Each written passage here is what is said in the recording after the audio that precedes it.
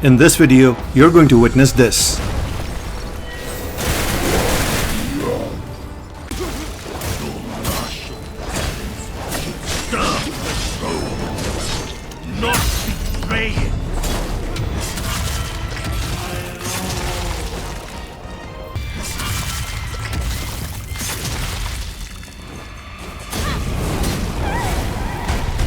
Welcome to part 2 of my Wuchang Fallen Feathers Platinum run.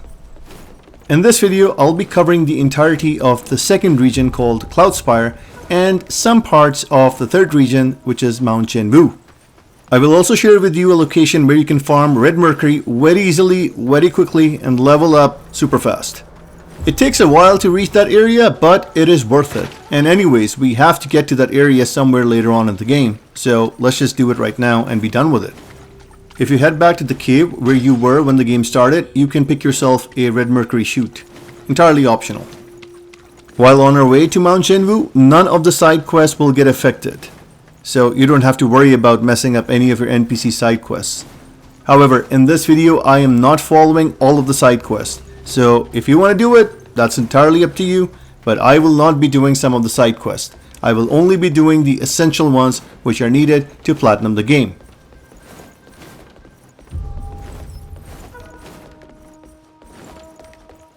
Speak with the Taoist and you'll get yourself a glowing red mercury.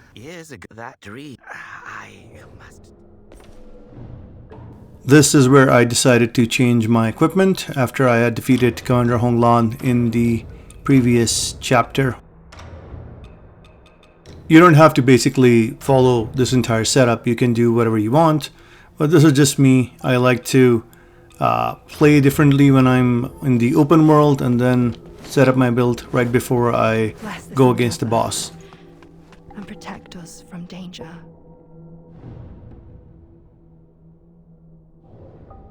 If any of the enemies dropped an armor piece and you did not pick it up, you can always find it here. It is very important to speak with Hiyozai over here and then Zushia. Take it, but tell me. So, I spoke with behind that. You've just recovered. One more thing. For days, he's been muttering straight. The old Taoist's been tending to you. You've got the look when Zhang. He's dead. If you're heading, I'll be waiting here. Yeah, and this dude doesn't talk at all. Wonder what his problem is. Maybe he's just a silent type. You can get yourself a faint red feather if you go and speak with the individual inside this tent.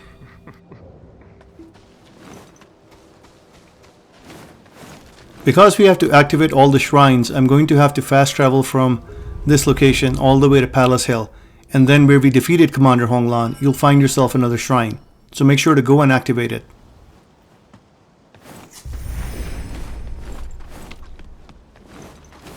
No need to fight anyone, no need to do anything else. Just make your way to where you fought Commander Honglan and activate the shrine.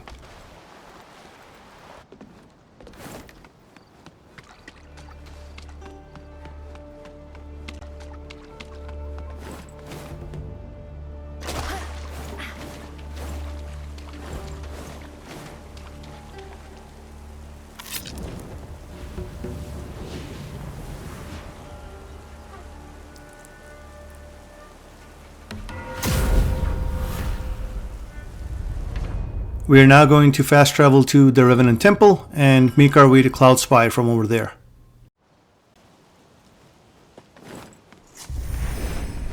Along the way, you will find Wuchang. You can speak with him first before you open the door, and then again after you open the door.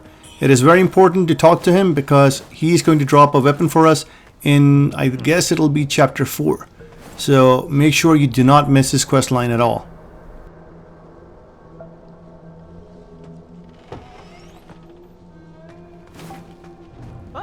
Beyond this, here, the road ahead is long, my friend. You can speak with the people inside these houses. I guess one of them even gives you an item or so. We are going to go left first and pick up another faint red feather.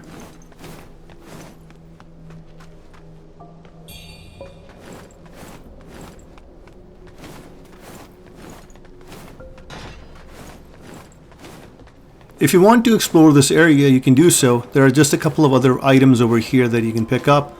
Nothing extraordinary, nothing that you can't find anywhere else, so you can explore if you want, or you can just follow me. I will be picking up the important items and show you a couple of other things as well.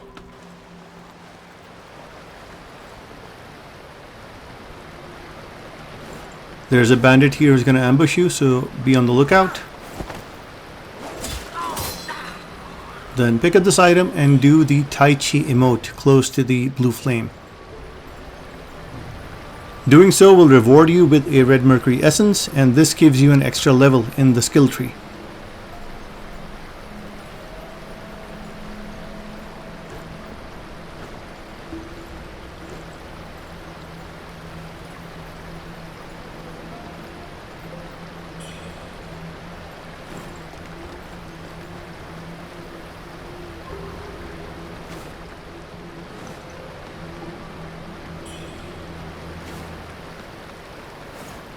Use this lift and make your way down.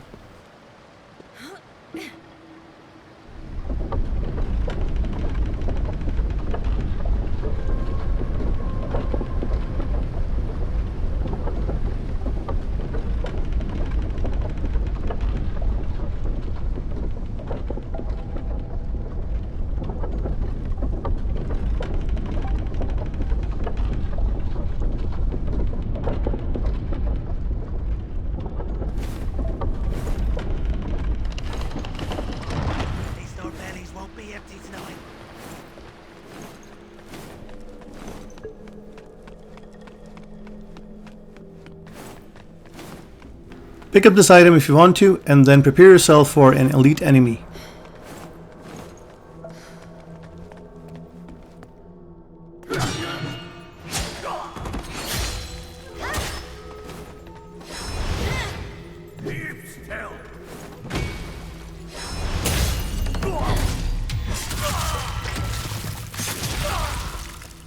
Pull the lever to bring the lift down. It's going to be a long wait, but after it comes down, we then just need to take it back up. A red mercury chute, so make sure to pick it up.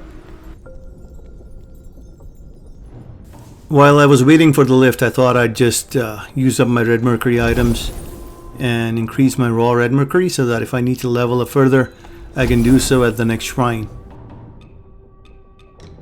If you don't have all of these items, then don't worry. I'm going to show you a very good place where you can level yourself up and just become OP. Simple as that.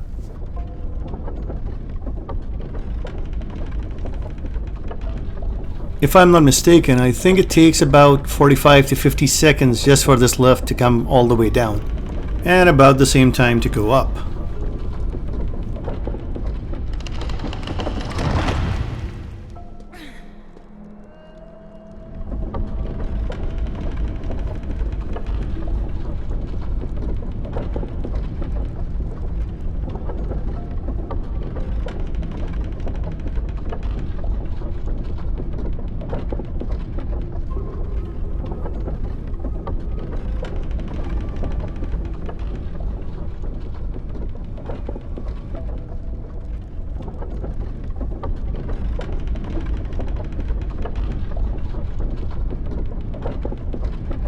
There are 3 riddled benediction doors in the game, and we're about to come to the very first one. And you need to answer all 3 of them to get a trophy. If you answer correctly, you'll get yourself some good rewards, and if you fail to answer correctly, then you'll be thrown into some other area in this region. Here's the first one, so make sure you pick the second option, which says Challenge the Threads of Fate.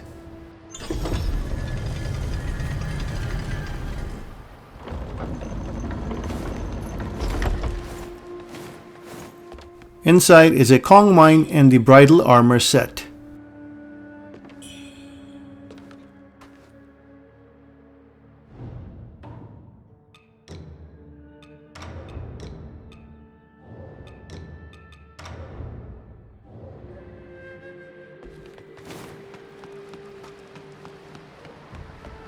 Now we are going to go right, cross the narrow bridge, but there is a lady here with a side quest if you want to help her. It's completely optional, and it's not tied to any of the trophies.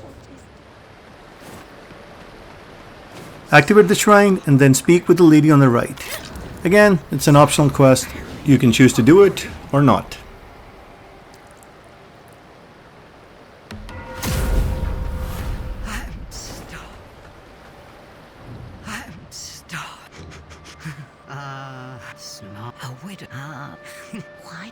courtesan. Okay, now I'm gonna level some up, and then we're not going to go to Cloudspire. Instead, we're going to follow a path to Mount Zhenwu, and over there we are going to level ourselves up.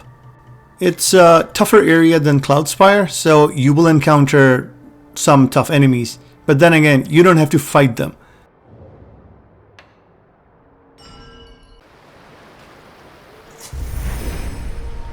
We are going to go left and up. Over here we're going to take a right and keep going straight. Instead of going left where that enemy is, we are going to head straight and slash these carts and then take the ladder all the way down.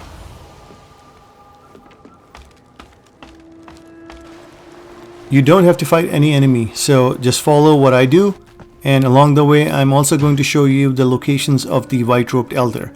And like I said in my previous walkthrough, we need to complete his quest. Just ignore this enemy.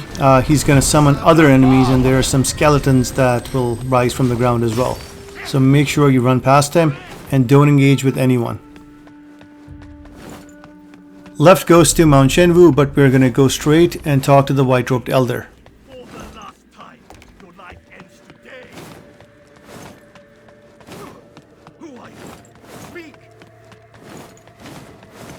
The items over here are really good, so make sure to pick them up. And then speak with the white-robed elder.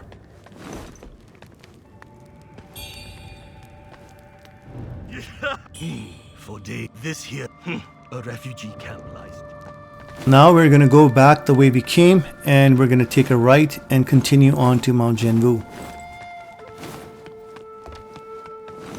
If you want to go directly to Cloudspire, that's entirely up to you, but I highly recommend coming this way and then leveling up at the farming spot that I'm going to take you to. None of the NPC side quests get affected, except for that you don't find the white-robed elder in the Cloudspire, you'll just find him here. And his quest line continues the same way. To the left will be a birdman, so grab the ladder behind him and make your way up.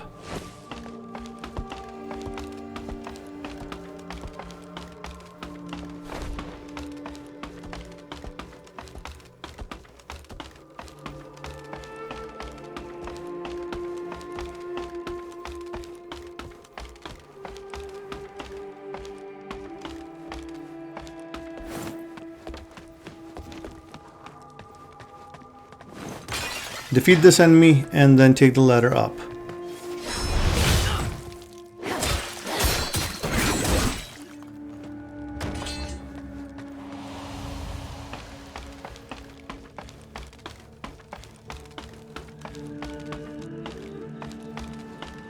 Two more enemies over here. You can defeat them or just continue and take the ladder further up.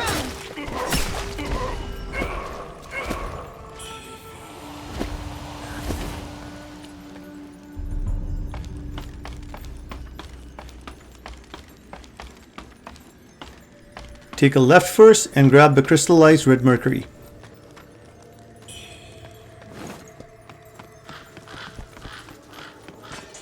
Activate the shrine and rest up if needed.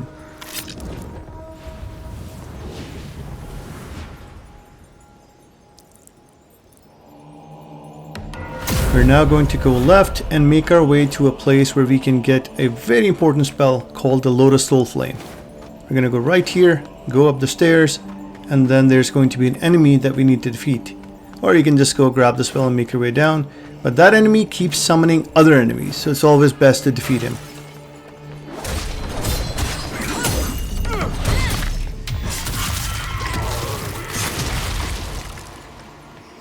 There's the spell, so make sure to grab it. With this spell, we are going to one-shot some of the bosses in this game. So, very important. Do not miss this spell at all. We're going to go down these stairs, grab an item, and then take a right. Now we're going to go straight and down. There will be some enemies being summoned over here, so make sure to take a left and try to get out of this place as quickly as you possibly can. Be careful of these type of breakable objects. They contain light orbs. We're going to get rid of this enemy.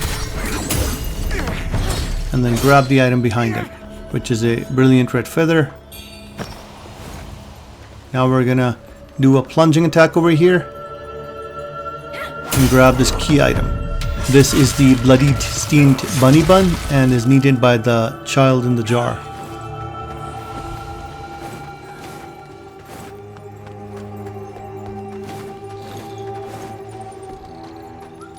If you want an orange feather, there's a bird, then make your way down.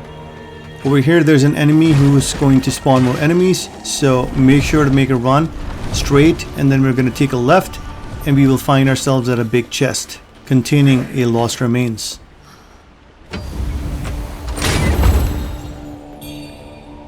The summoned enemy will follow you, and since this is a narrow place, be careful. You can counter or you can just defeat him, whatever you like. And now we're gonna make a right over here and get out of this cavern.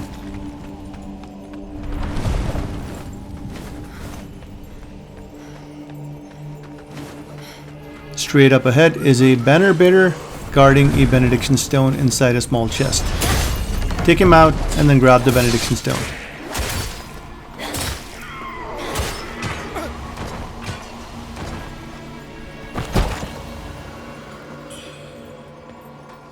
We are now going to go left, and there's another key item that we need to grab.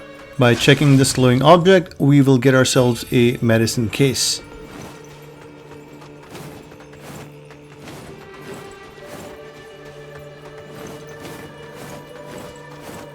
Take this ladder down, and then to our left is going to be the white-robed elder again.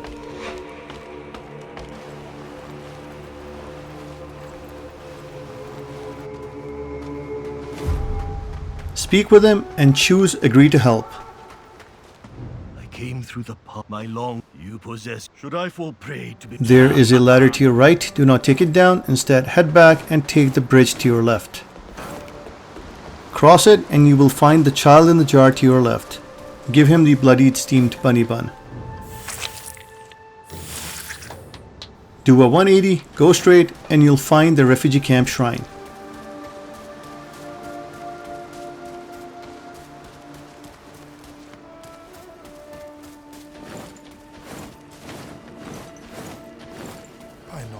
I guess I decided to speak with this guy, but since he was praying, I decided to switch up my axe and use some of the red mercury items that I got.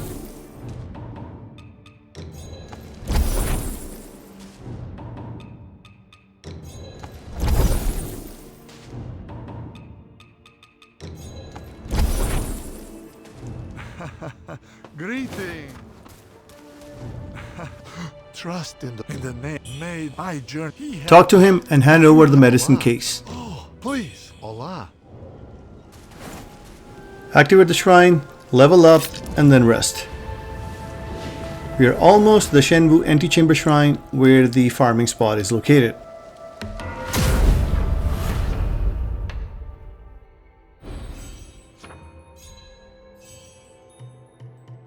Make sure to activate the nodes depending on the weapon you're using. I would recommend using the Empyrean Axe because there are going to be some enemies over here that we really need to defeat, and the Empyrean Axe comes in clutch.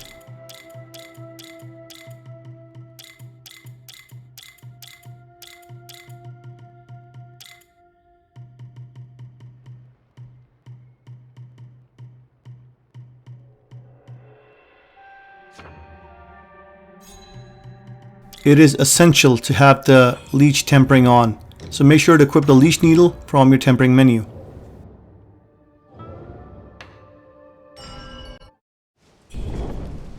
We are going to head back to where we met the child in the jar and pick up a key item.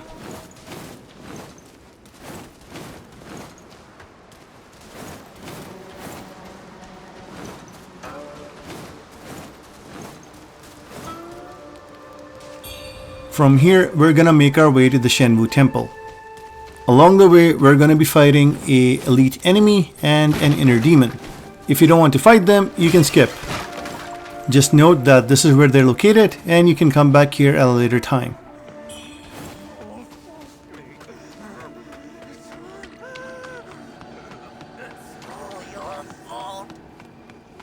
Going to go around this rock, and I will try my best to approach that birdman with stealth.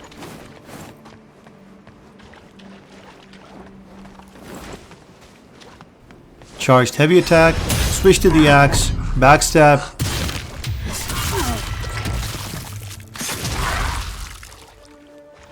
Followed by charged heavy attacks with the axe.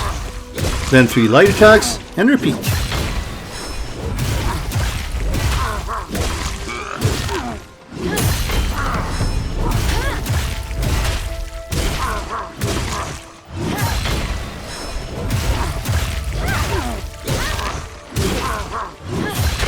Defeating this enemy rewards you with a brilliant red feather, which is needed to upgrade your weapons.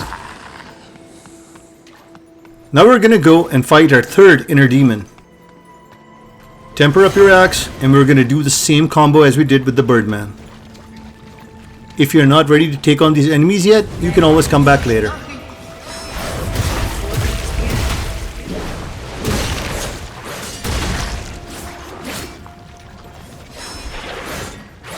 With the leash tempering, even if you take damage, the more you connect with the enemy, you're gonna get your health back.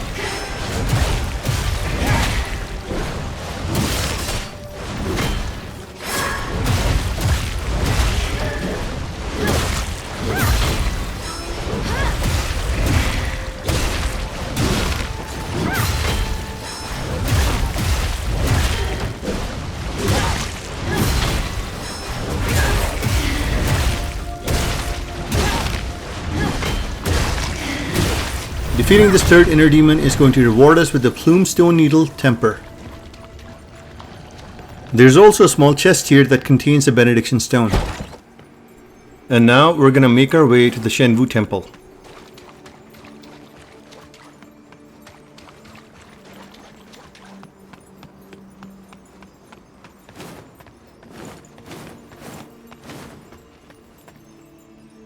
Once you take this ladder down, be mindful as there are mines in the area below.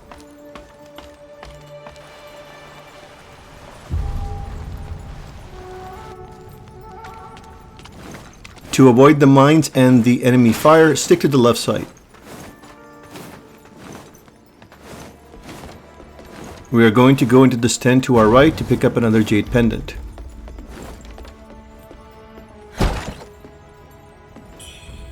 As you exit the tent, turn right and make a run. There's a shooter here and a guy with a cannon, and we don't want to get hit, especially near these oil jars.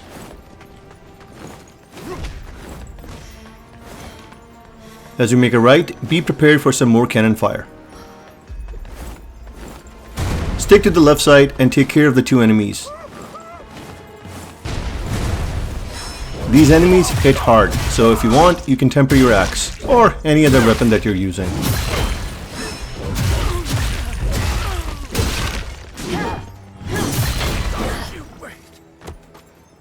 Pick up this brilliant red feather and then open the door.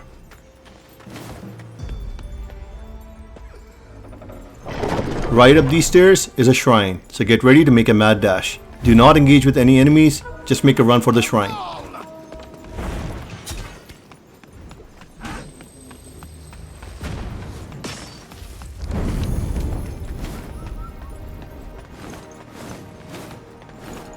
We have reached the area where we're gonna do the farming. However, the door behind the shrine is locked from the other side, and we need to open that up first, because behind the shrine is the farming spot. Rest up and prepare yourselves, because this is gonna take some time. But on the brighter side, you won't have to do this later.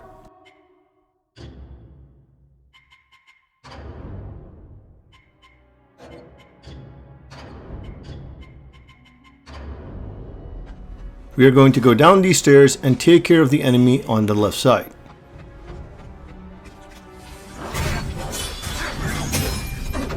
In case you're wondering what the combo was, it was R1, R1, L1. Enter the structure to your right and go up the stairs. Immediately take a left, go outside and climb the ladder. This is because there are 2 enemies here that you need to take care of. So you can either just climb the ladder or get rid of them, up to you. Be careful around this corner because there are enemies who can push you off. We're gonna lure them out and take care of them one by one.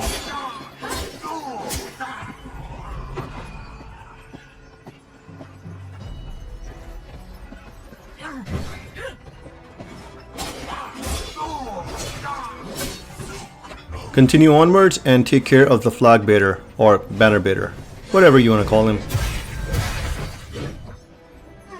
Head inside and you'll find a pinkish purplish enemy. Just by looking at you, this enemy can cause you to despair.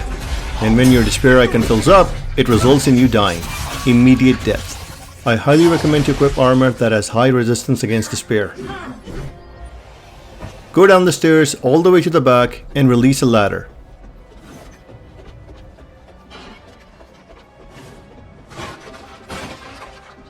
By releasing this ladder, you create a shortcut that goes all the way back to the shrine over there. Should you die, you can just climb this ladder and continue on. Now prepare yourselves for the pot guy. Be careful of these breakable objects as they contain despair orbs and they hurt a lot. If you want to go back to the shrine and rest up, you can do so. Otherwise, we're going to continue by taking this ladder and going up.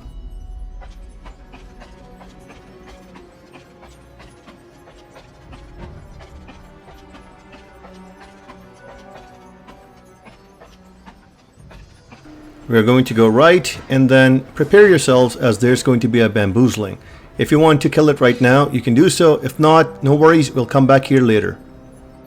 Once ready, proceed on and move towards the right side. The bamboozling will sprout, try to kill it if you can, and watch out for the cannon fire. Here I thought I killed it, but I guess I didn't. No need to worry, I'll show you how to come back here and kill it.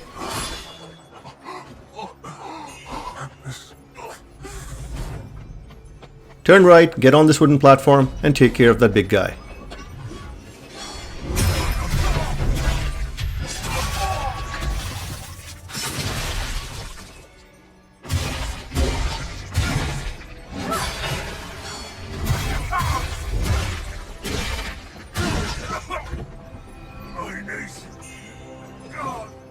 This is where I was checking to see if I did kill the bamboozling or not. You can examine the table to your left and even pick up the glistening red mercury. Lots of enemies in the area, especially those banner bearers who can summon more, so let's make a mad dash while we collect the spell.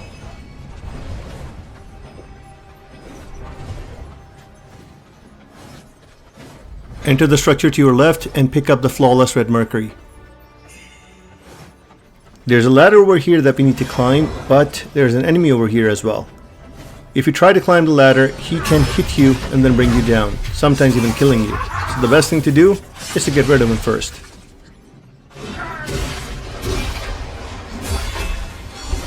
Watch out for his spells. They inflict damage as well as frostbite. And when you get frostbitten, then you're going to lose half of your stamina.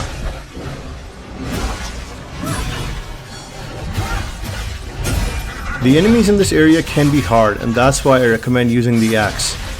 The axe can sometimes interrupt enemy attacks, which makes it an ideal weapon. Make sure to pick up this brilliant red feather and then climb the ladder.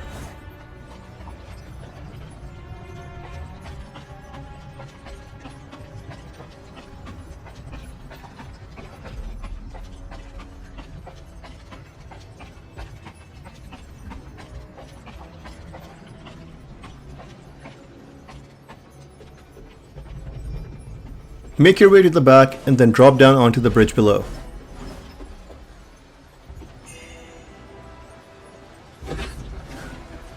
There's going to be an enemy here, so take care of it, and then there's also going to be an exploder.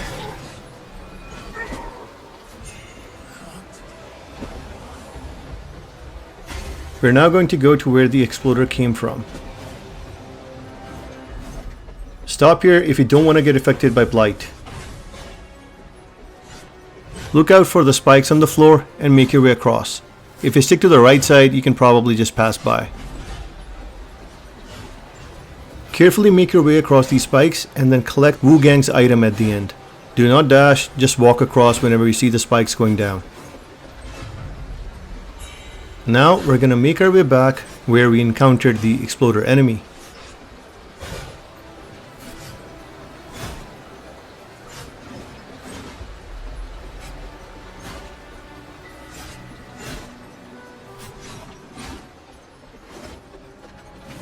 Now go right and up the stairs. Make a U-turn and go straight on to the next building.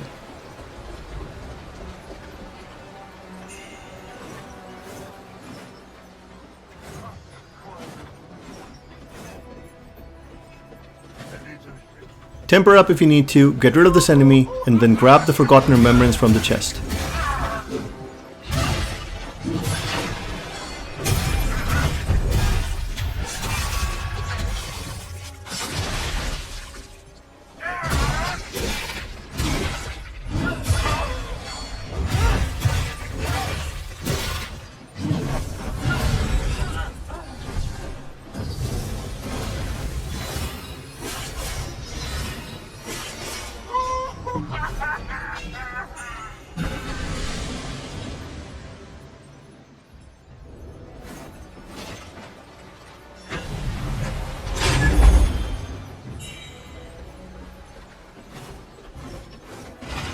We are going to go down these stairs first, get rid of this bird, and then open the door to create another shortcut.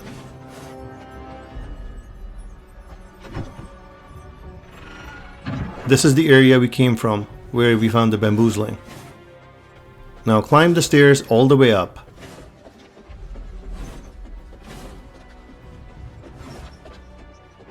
You can avoid this enemy by going left and then take the ladder at the very end. Be careful, as he can attack you between walls.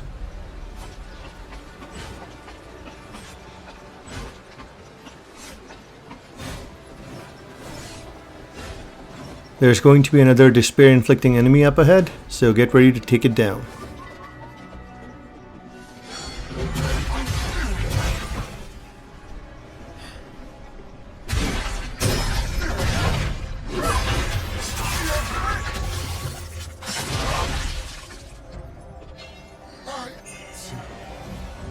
To get rid of the despair buildup, you can either wait or use the Mind Lotus seed.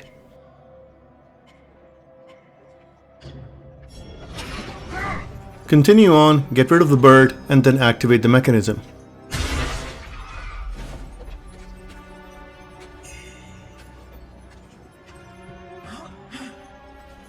This will lower the platform for you to cross, and there's going to be another despair-inflicting enemy.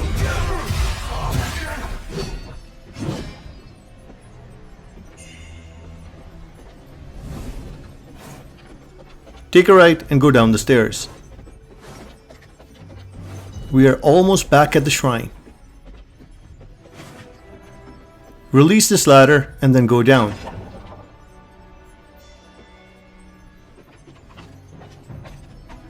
I would recommend not taking on this enemy, instead take the exit right behind him. This is an elite enemy and he hits hard. So like I said, don't do what I do, just take the exit and make your way out of here. You can come back here and fight him afterwards. You see that? I almost got one shot.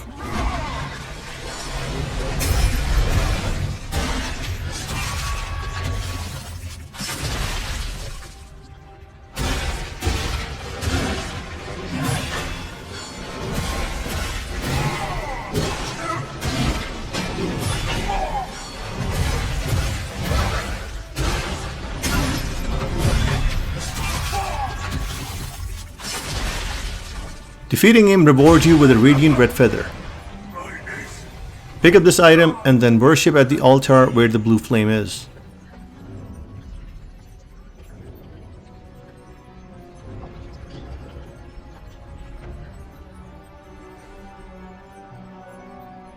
Again, you don't have to do any of this right now. Like I said, I recommend exiting this building, opening the door to the shrine, and resting, and then come back here afterwards.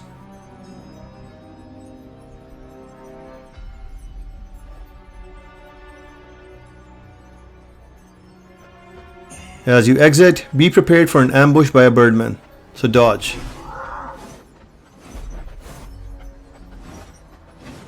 Open these doors and now we're back at the Zhenwu Antechamber Shrine.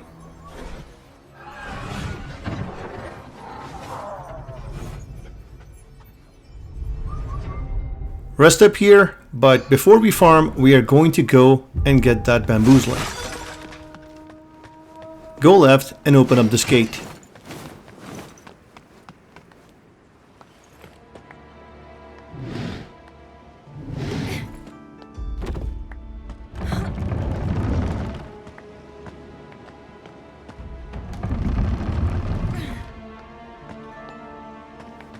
Make your way back to where the bamboozling is and then kill it.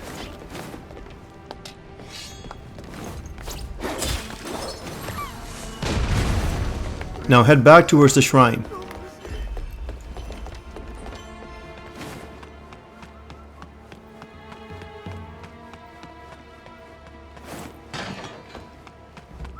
This is the farming spot, but before we start farming for red mercury, there's one little thing left to do. Take this ladder and go up.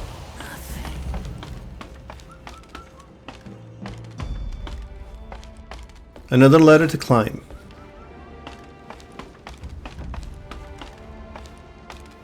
There's the birdman that ambushed us. Just go close to him and see what he does. Nothing to fear. Make your way here and then release the ladder.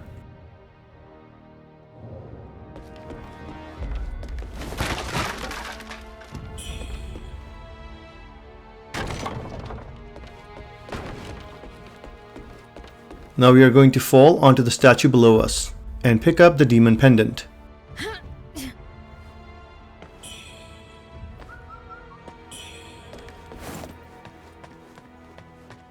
And with that, everything is done.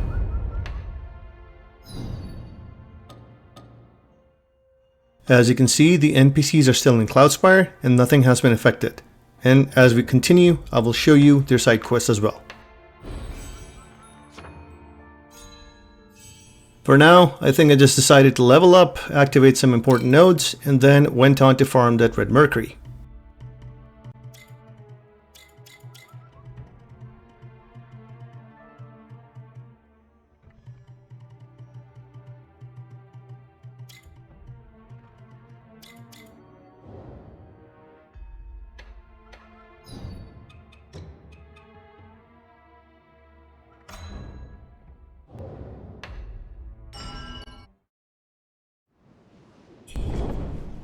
Alright, so I'm going to give you the basics of how to farm red mercury.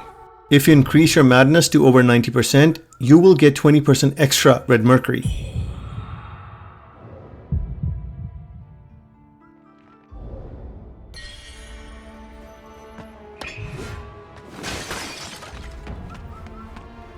Because I took out this bird, my madness dropped below 90%.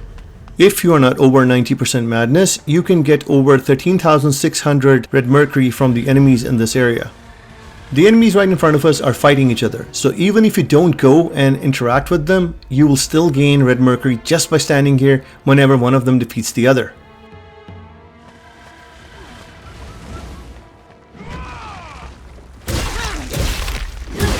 The best thing to do is to wait until their HP is nearly depleted and then just go and take care of them.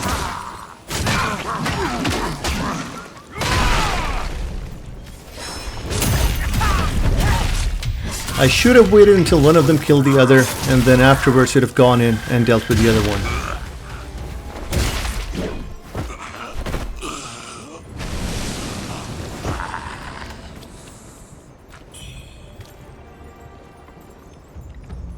Going to wait a little bit more this time and then just go in for the kill. Remember to temper your weapon, it'll make a lot of difference as you'll heal yourself whenever you hit the enemy.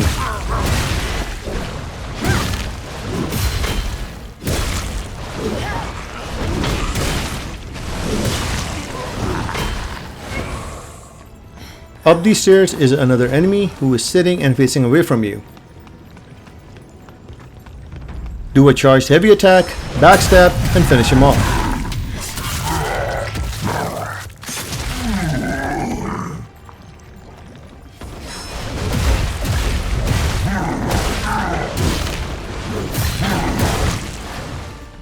There are some more enemies on the other side, so we're gonna go there now.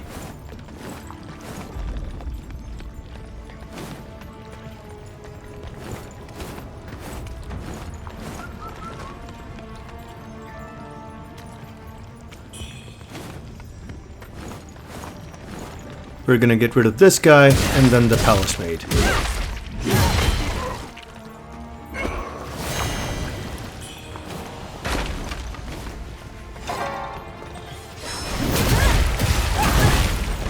This is why I recommend the axe. If you're not using the axe, please do so. It clashes with the enemy attacks, breaks their stances, and deals a lot of damage.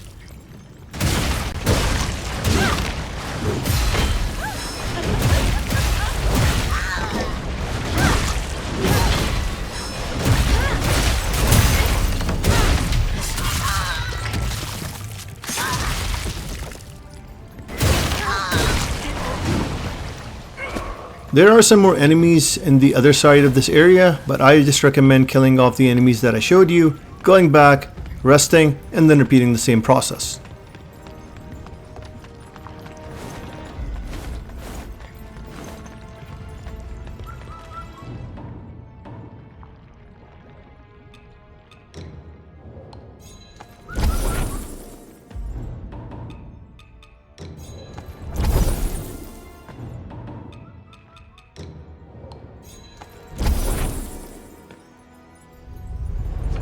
After you complete a cycle, you can always choose to level up.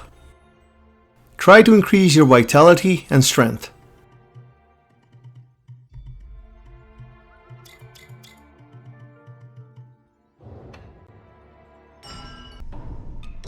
Now I'm going to show you how I farm with Max Madness.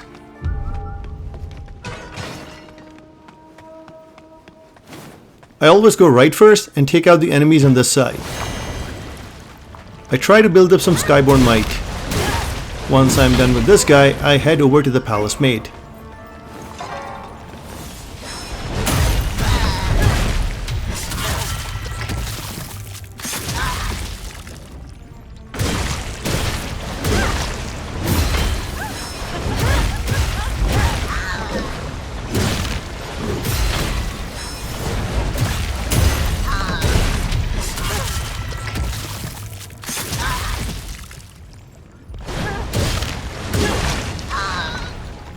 Then onto this enemy who is just lying here. On to the next one, who I guess is just hungry.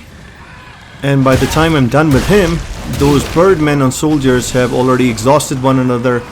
They should be at low health, or probably some even dead. So go and take care of them.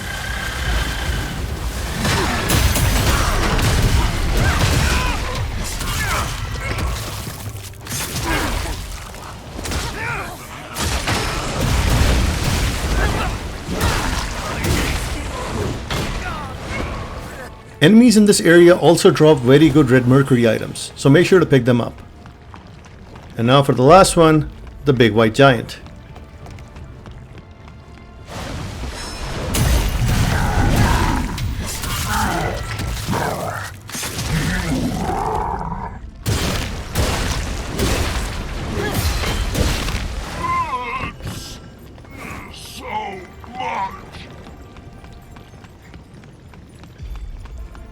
I usually go back to the shrine, rest, and repeat. However, there is a brilliant red feather back over here that I want to show you.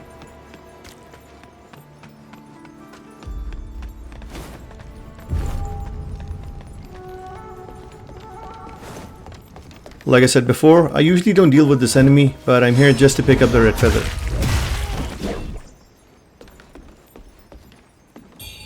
This was the entire farming sequence that I follow. You can follow the same, or you can go and hunt some more enemies if you want to.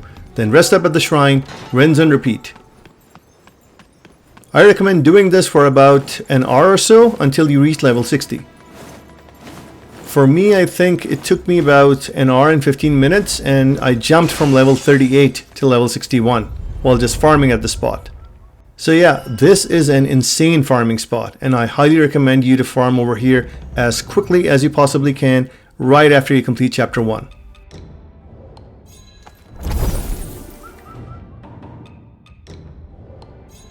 I collected a lot of red mercury items, so decided to use them up, and then I'm going to level myself up, and you'll see me make the jump to level 61.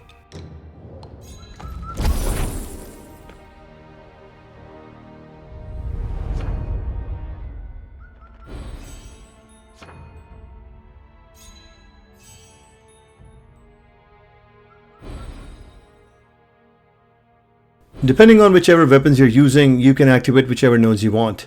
Whenever there's going to be a boss fight, I will tell you which nodes to activate and how to deal with that boss. Activate whichever nodes you want, and then we're going to continue on to Cloudspire.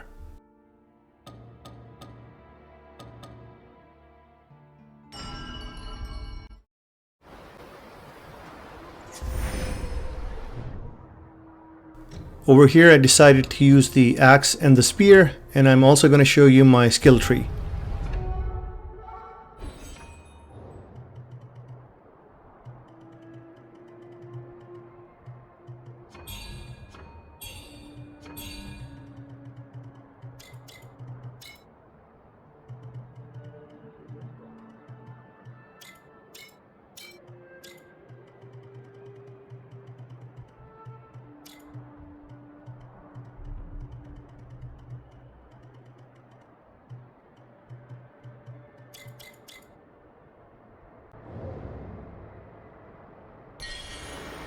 And now we're going to continue and complete the entirety of Cloudspire, which is the second region in the game, or chapter 2 if you will.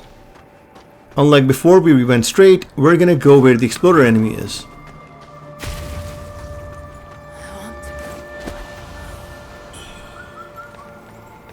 Get rid of the bird and read this poster if you want to.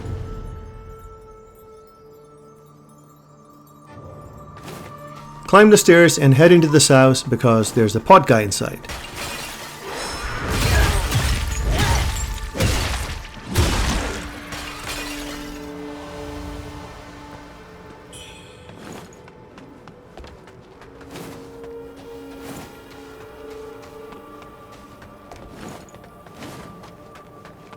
There are a few enemies in this area, but I just chose to avoid them. From here, head left and then go straight.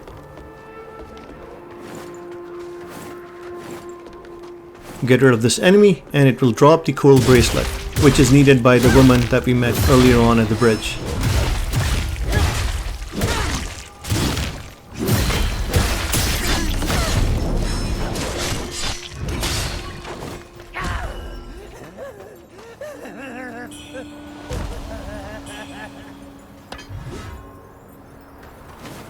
Make your way back and take a right.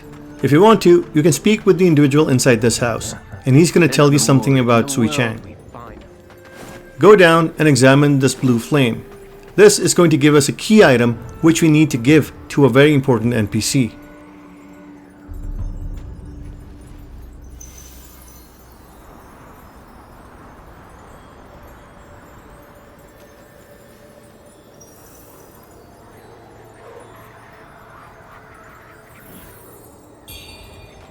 Release the ladder and go down. This is going to create the shortcut to the Hillswatch Shrine.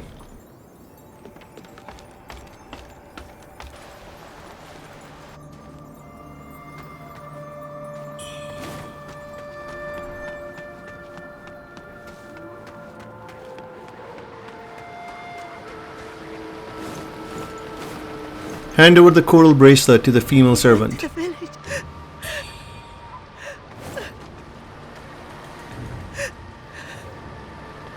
Now we're going to head back the way we came and climb the ladder.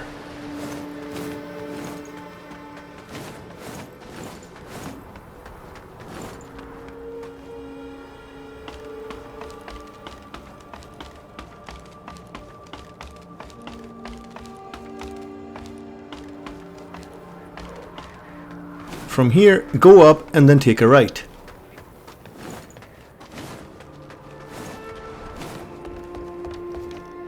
And now take a left. You will find Wuchang over here, so if you want to talk to him, go ahead, or you can come back and talk to him later once we retrieve his backpack.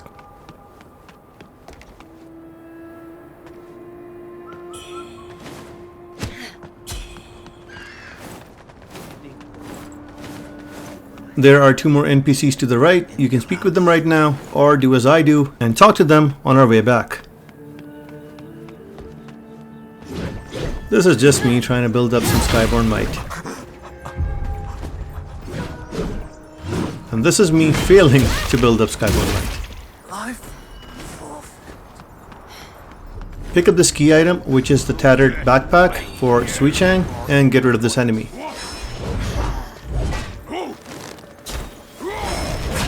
He's gonna drop another important key item called Rebel Orders.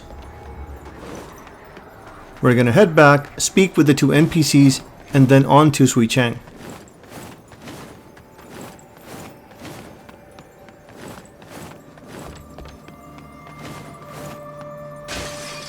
The NPC on the left, Li Dingwu, is very important because he's gonna give us a weapon. And we need to collect all of them if we want to get the platinum trophy.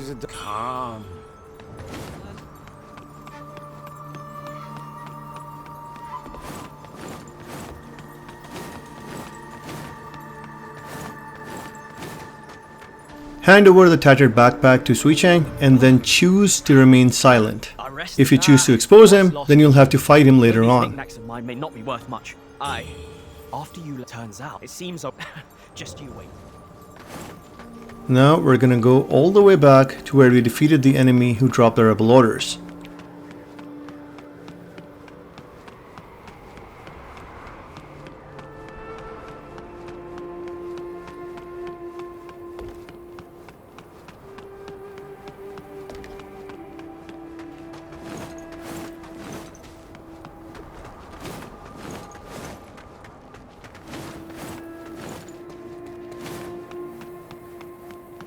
There's a shrine over here, so make sure to activate it.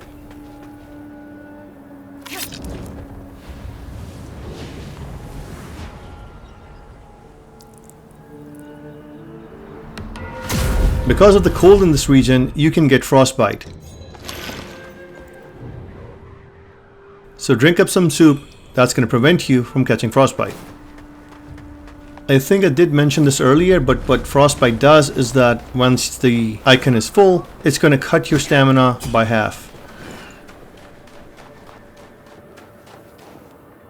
Open these doors and we'll enter the Cloudspire outskirts. Make a left over here and we will find Wuchang.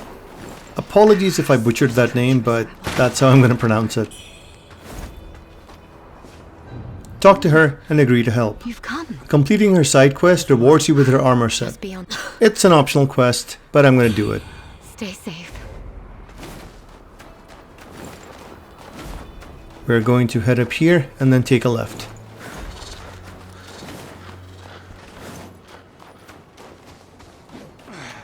These creatures. Kill them. They rise anew. Defeat these enemies and then move up.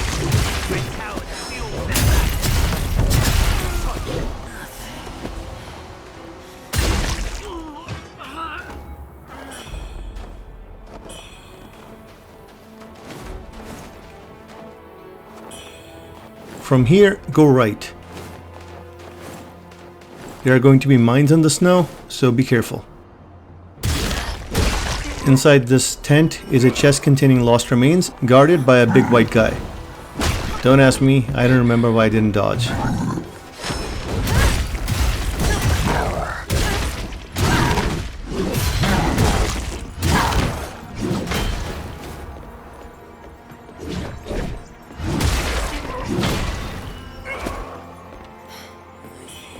Open the chest and grab the lost remains.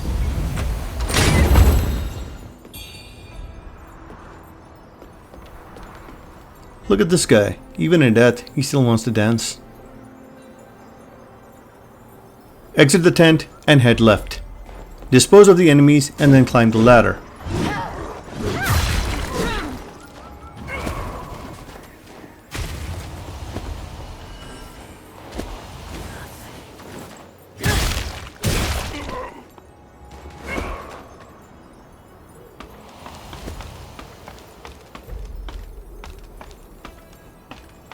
Enter the house to the right and get rid of the enemies.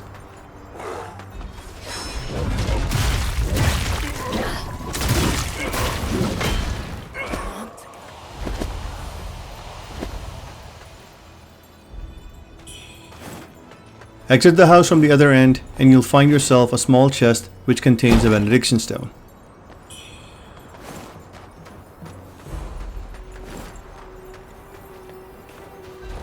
Go up the stairs and then take a left. Again, be mindful of the mines. We can find the old lady upstairs in this house. Go and speak with her.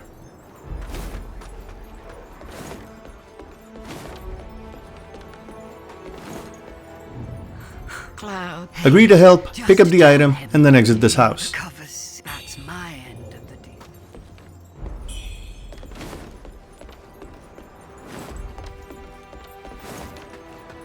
Take a right here if you want to continue, or go straight into the other house to grab the item.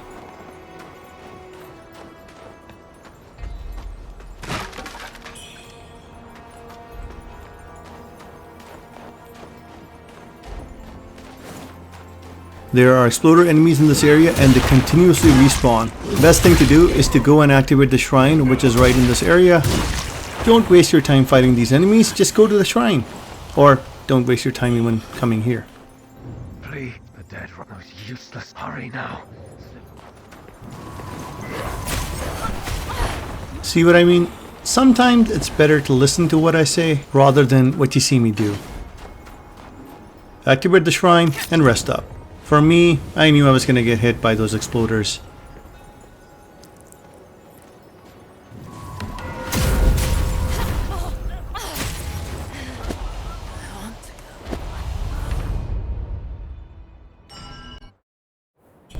Alright, safe at last. We're gonna go to the top of this tower now.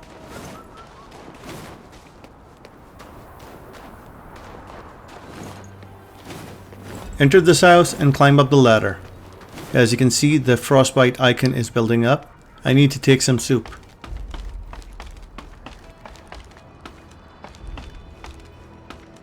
If you take a left and go outside, you'll find a budding red mercury. Get ready for the pod guy.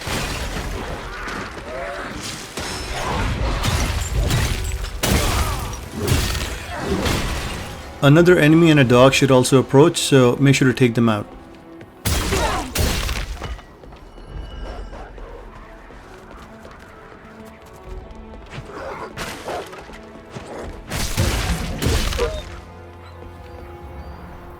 Now we're gonna head right and climb a ladder.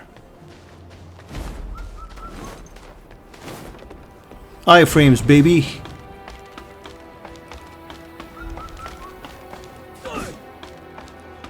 If we had not gone to Mount Zhenwu, this is where we would have met the white-robed elder, over here.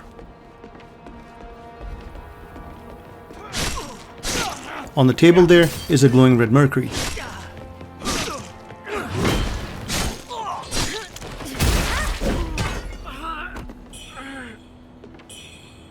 Pick up all the items and then climb the ladder.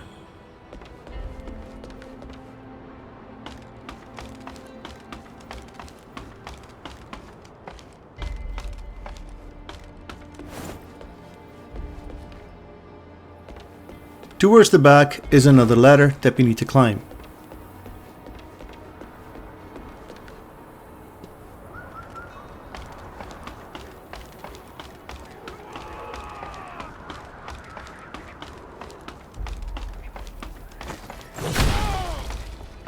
Up here, two enemies are fighting, so wait for the right opportunity to land your attacks.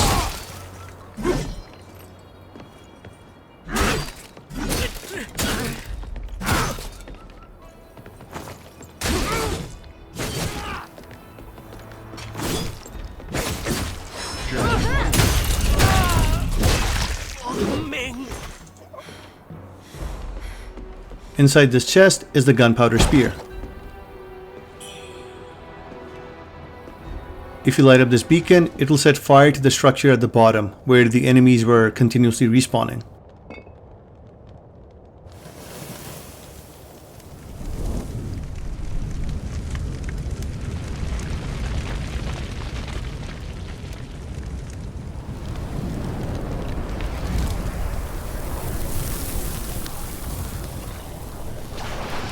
Now, those enemies won't respawn anymore. There are two more of these beacons, and if you light both up, then you can skip one of the bosses.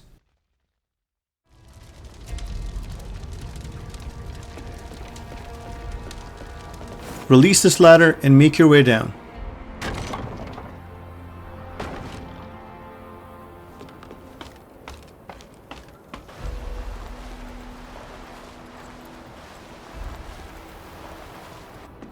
Be careful of mines and make your way to the house on the left.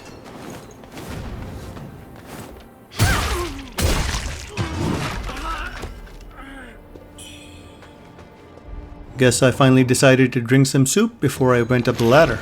Or is it eat soup? I don't know.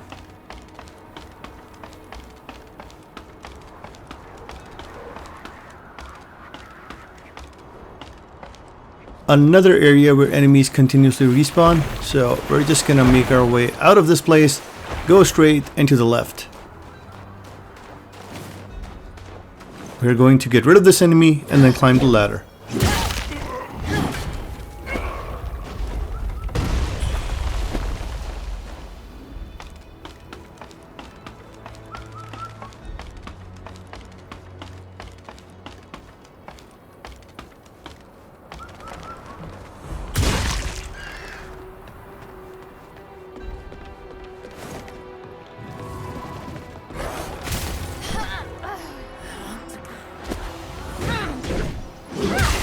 My attempts to build up Skyborn Might kept failing. It was a little bit later on that I discovered that you can actually press block and then press R1 twice to do those attacks, which allow you to build up Skyborn Might.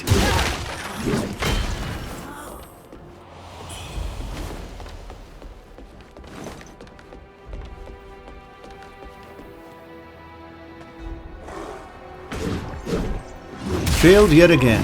Like I said, the easiest way to do so is to just press block and then hit R1 twice.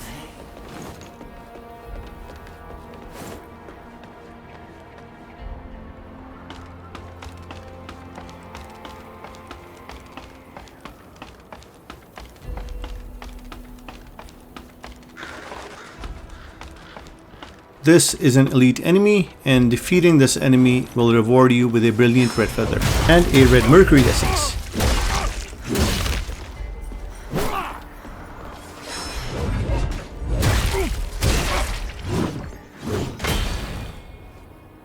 Pick up this item if you want to, and then open up the chest to get a forgotten remembrance.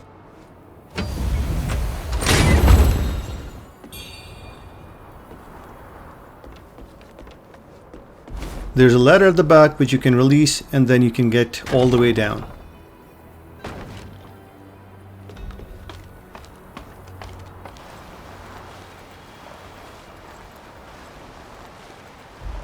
Well, almost all the way down.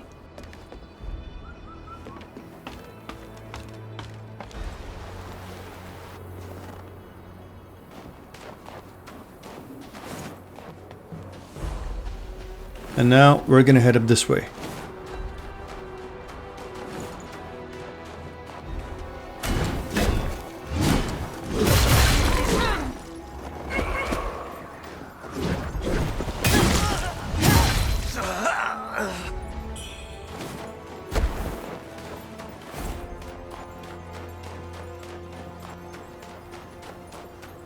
Just ahead are going to be two dogs, so make sure to take them out.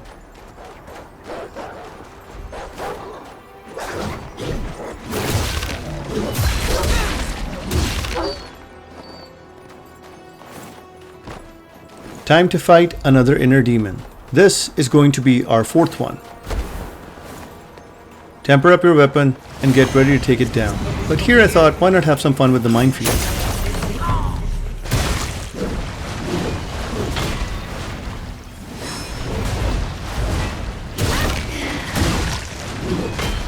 This was funny. It fell down and had to come all the way back up.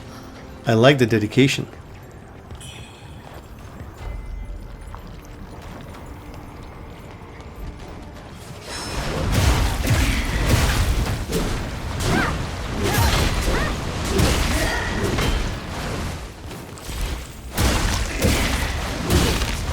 And that was Inner Demon number 4.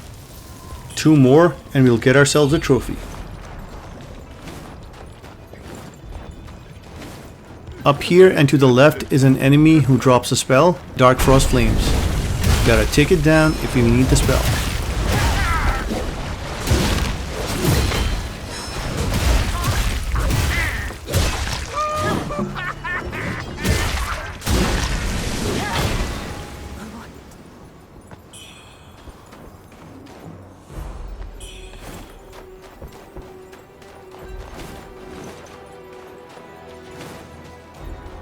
If you pick up the cannonball, you can attack the enemies via the cannon who are standing right in front of you. You can't change the direction of the cannons, but they do auto-lock onto enemies who are in front.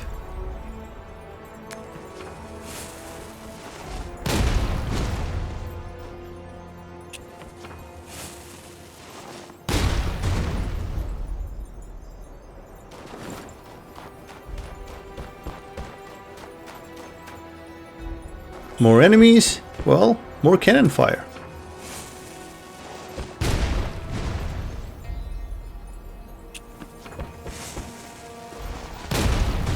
Once you've had your fun, it's time to head up.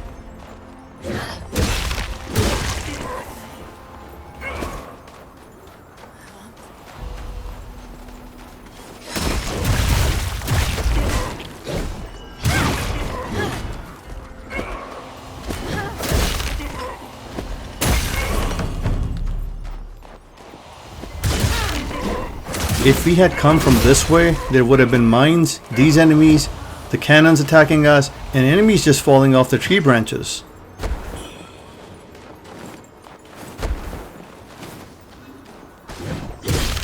I didn't light up the beacon, but you can, and then the structure would just be gone.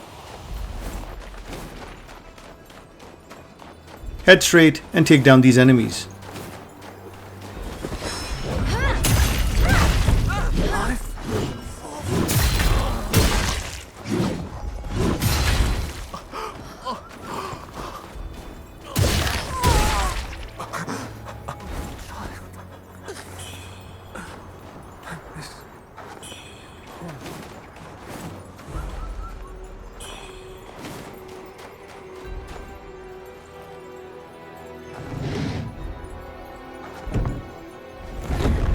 Open up this gate and we're going to make our way back to the Cloudspire outskirts shrine.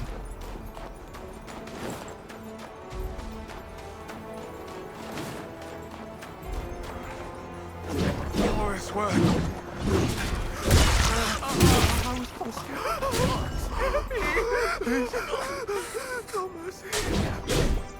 The only reason I tried to get to these enemies was to build up some Skyborn might, because this enemy and the dog, we need to defeat them.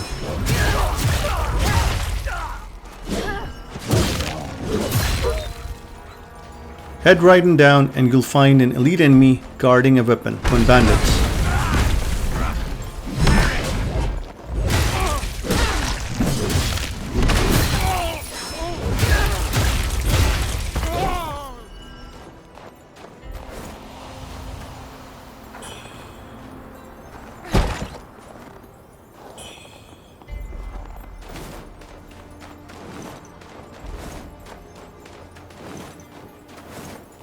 Bamboozling alert, get ready, it's gonna pop up towards the right side. Even though I got stuck on the mine, I was able to defeat it.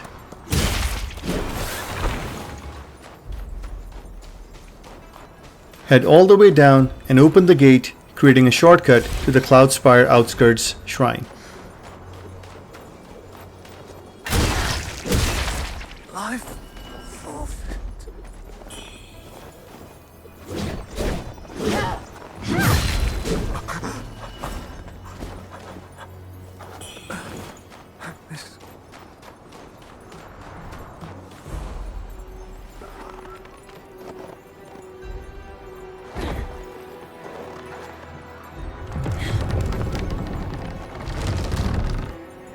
There we go, shortcut to the Cloudspire outskirts shrine. You can rest here if you want, but over here is a benediction gate, and opening all 7 of them is going to reward you with another trophy.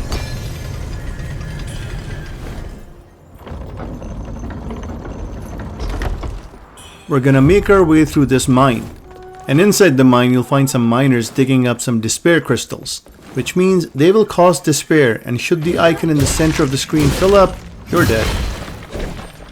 Make sure to destroy the crystals and don't hang around them for long.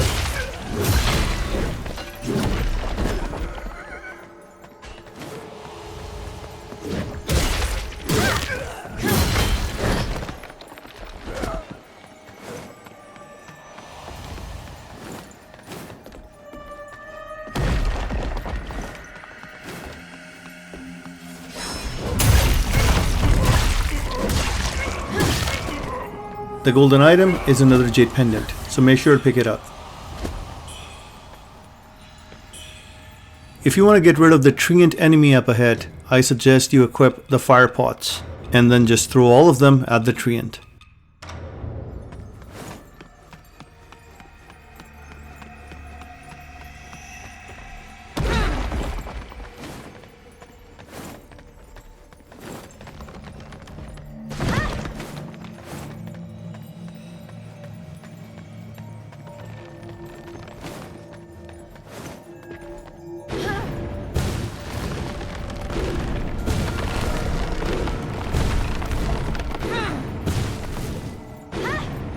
My despair was building up, so I had to retreat.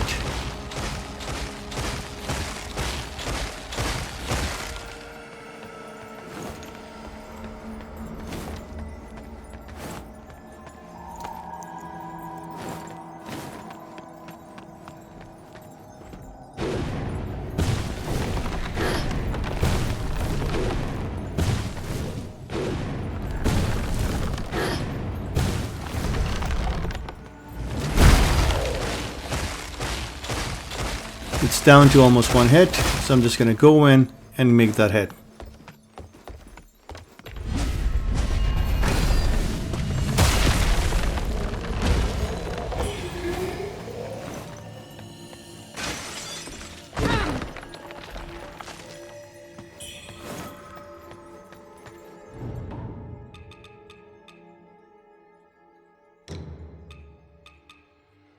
Decided to revert back to my old items, my old shortcuts.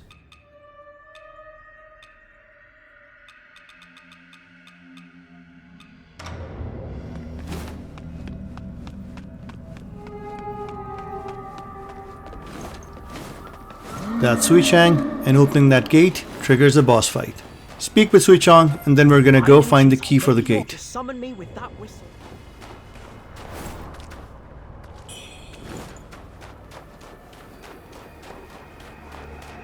We're now going to enter the rebel camp area. Climb this ladder and activate the shrine.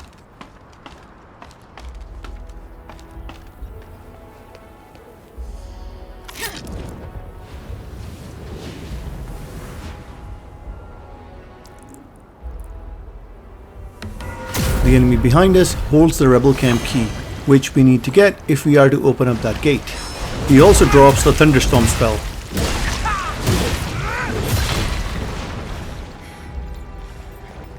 Inside the tent to our right is a bravery pendant. However, if we go close, that's gonna happen. Yep, there's a guy with a cannon inside. Deal with him and then open up the chest.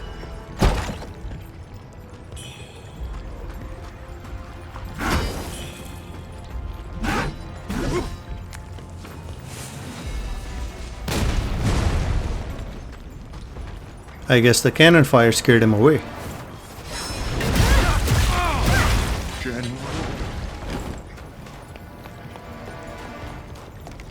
There's also a bamboozling in this area, so let's go hunt it down first. But first, we gotta get rid of these enemies.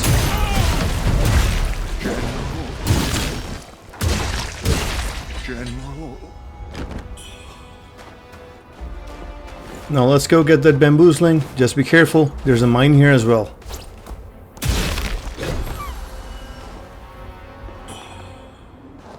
Now we're gonna go back to the shrine, rest up, and prepare for the boss fight.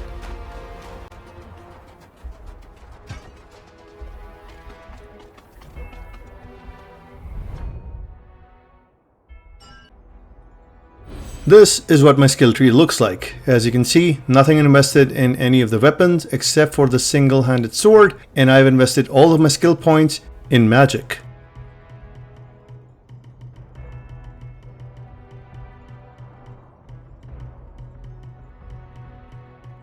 My tempering is set to magic as well. Make sure to activate Skyborn Resilience, as this will increase your tenacity. More magic here as well.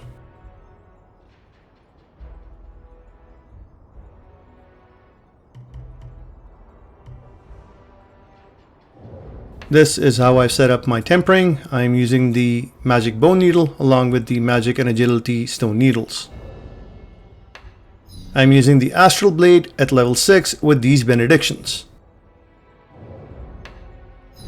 And now I'm going to invoke and max out my madness.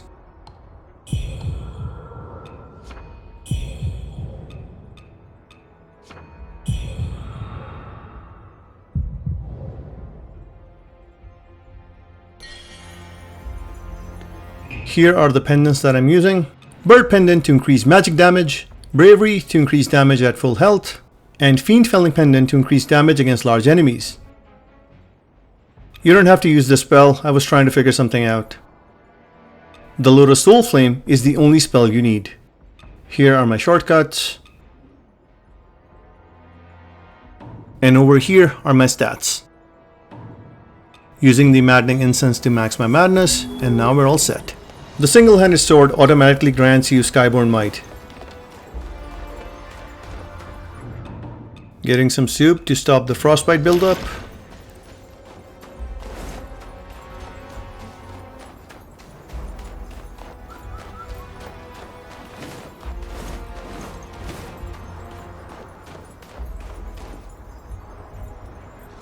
Before we open the gate, we are going to temper our sword. Skip this step and don't activate Divine Might, because by the time we're going to do our attack, its effects would have worn off. Now open the gate and get ready for the boss fight.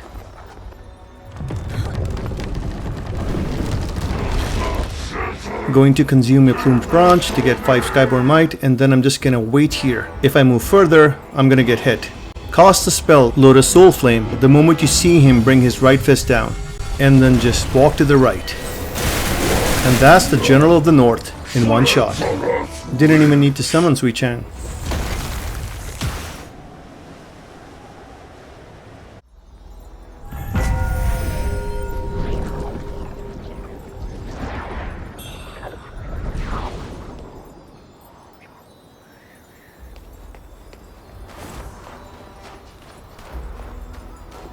Here's the complete build again.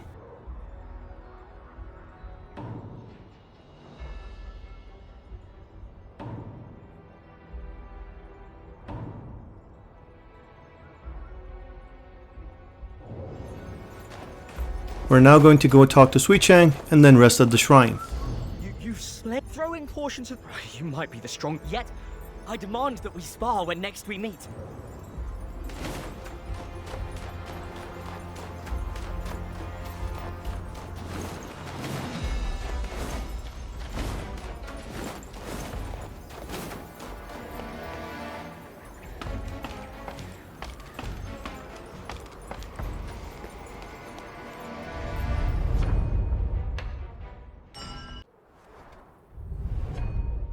After the boss fight, I decided to respec my skill tree, take everything out of magic and put it back into my other weapons, the spear, the axe, and the longsword.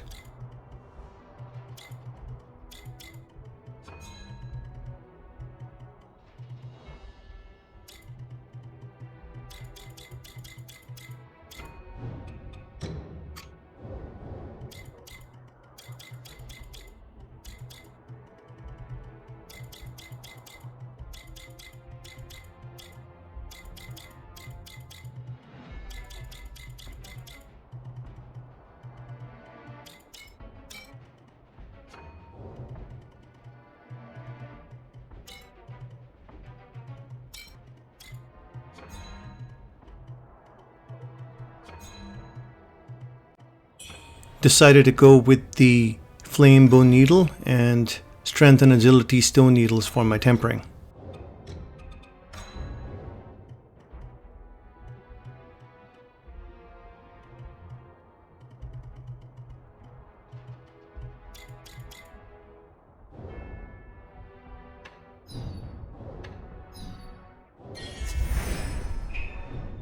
Switching back to my old pendants, along with the spells and shortcuts.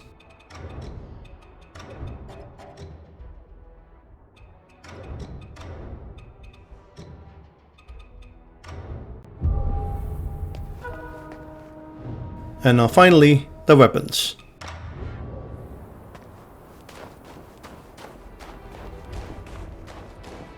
Going to get rid of these enemies again.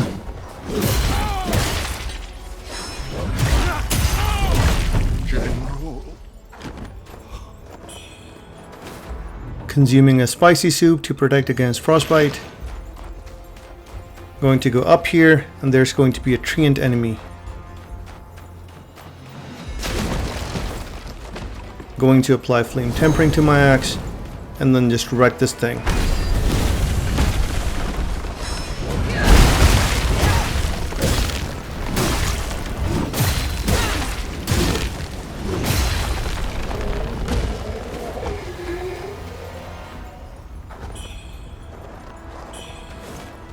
Climb this tower and you'll find a benediction stone inside a chest at the very top.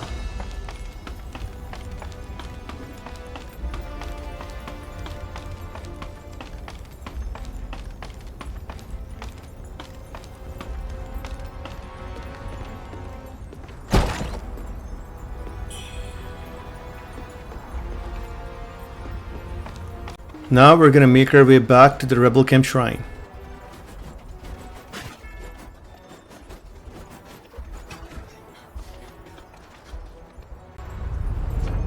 Select teleport and head over to Cloudspire outskirts.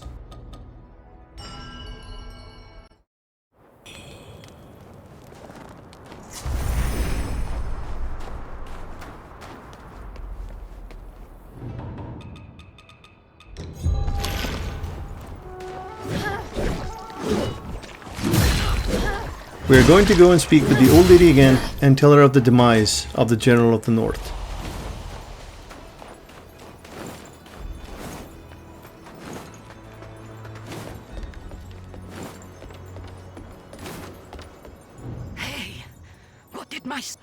My dear, my boy,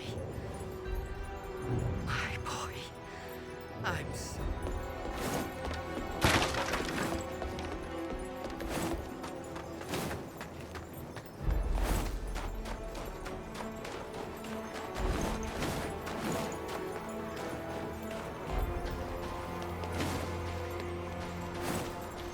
From here, go right and then make your way down.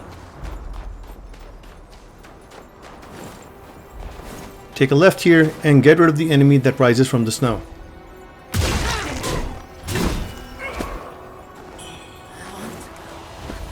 Prepare yourself as there is an elite enemy up ahead.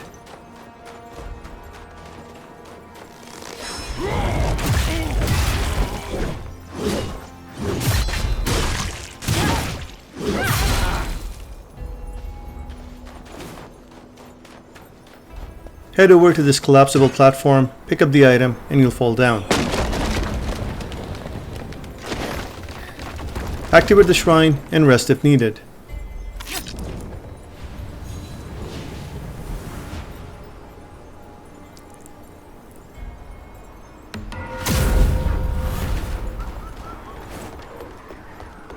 Pick up this oil lamp as it is an item needed by one of the merchants.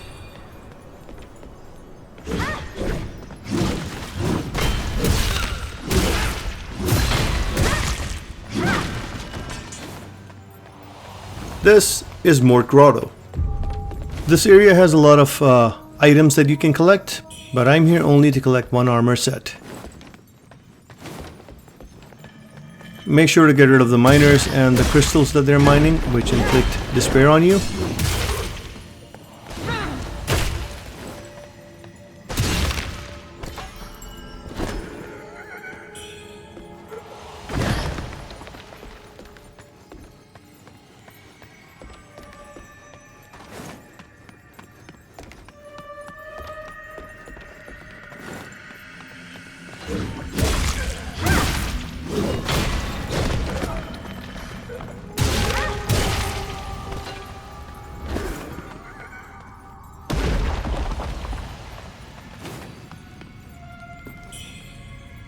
We need to get rid of this enemy first.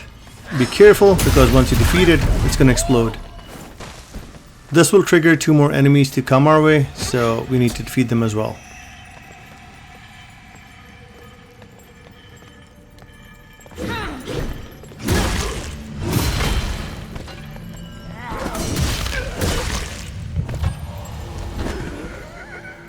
That big guy over there, he's the one we need to defeat to get the Overseer armor set.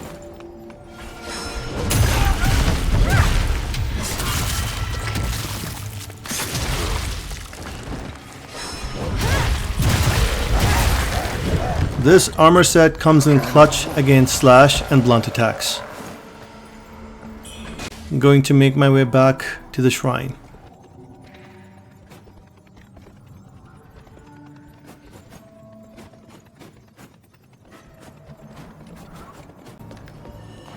I don't know why, but I just felt like taking out this bird.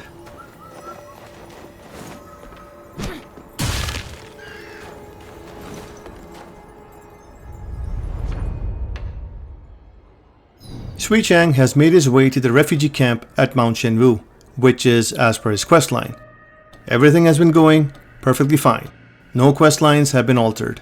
Teleport to Cloudspire outskirts.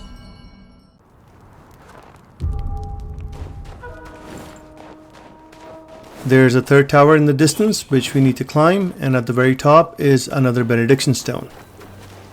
There's an area I didn't enter which was near the Mort Grotto shrine. I'll visit that place later in the game because there's a benediction stone over there that I really need for one of my builds. From here we're going to go left and then take a right.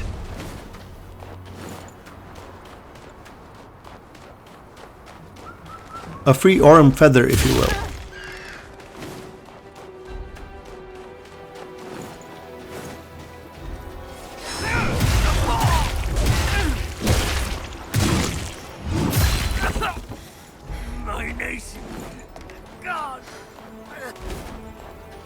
Approach the blue flame and do the water dance.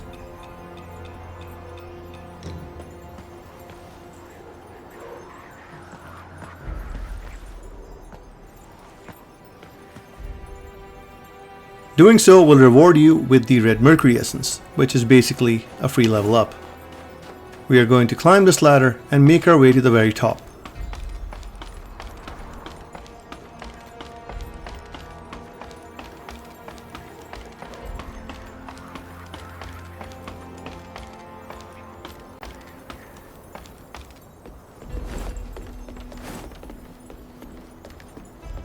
I caught this guy. If I had gone in, he would have attacked me.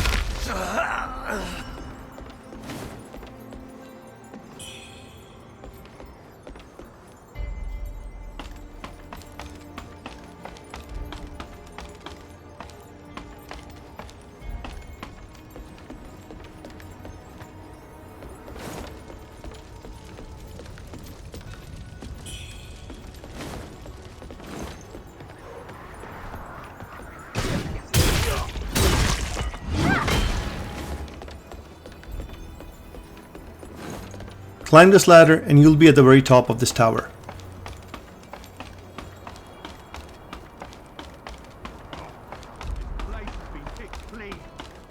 And yet those spoiled bureaucrats feast behind their city walls. There are 2 enemies at the top, so get rid of them and then open the chest that contains the benediction stone.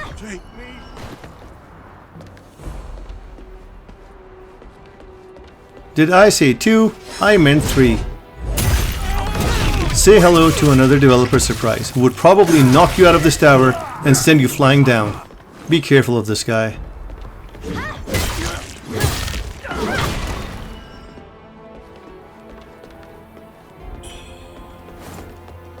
Release this ladder and open up the chest.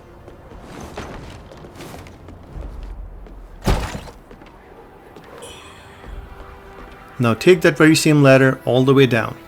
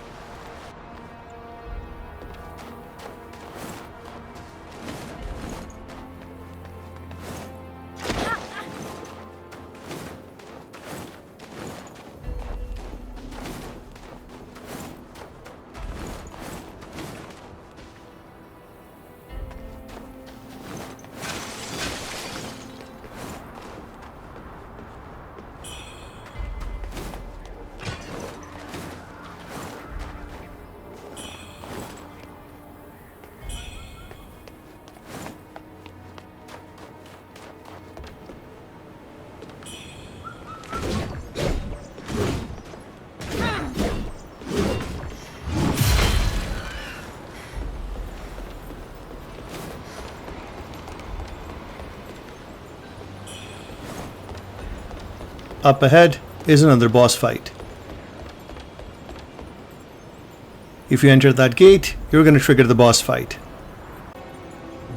I guess I wasn't ready, so I decided to use a feather pearl and return to the last shrine I visited. Using it does not result in you losing any of your red mercury, however, it does increase your madness.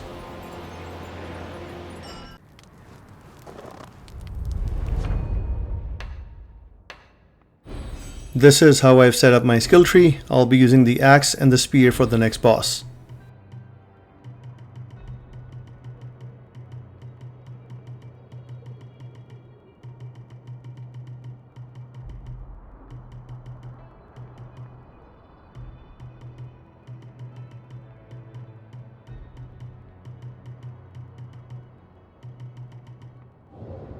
Here's what my tempering looks like.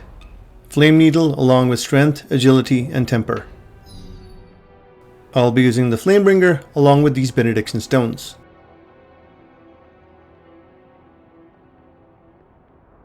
I didn't equip anything on my steam powered spear. I am also above 90% madness. Here are the pendants that I'll be using.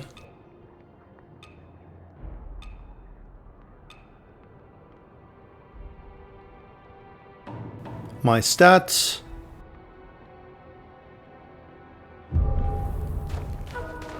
Now we're going to make our way back to the bridge.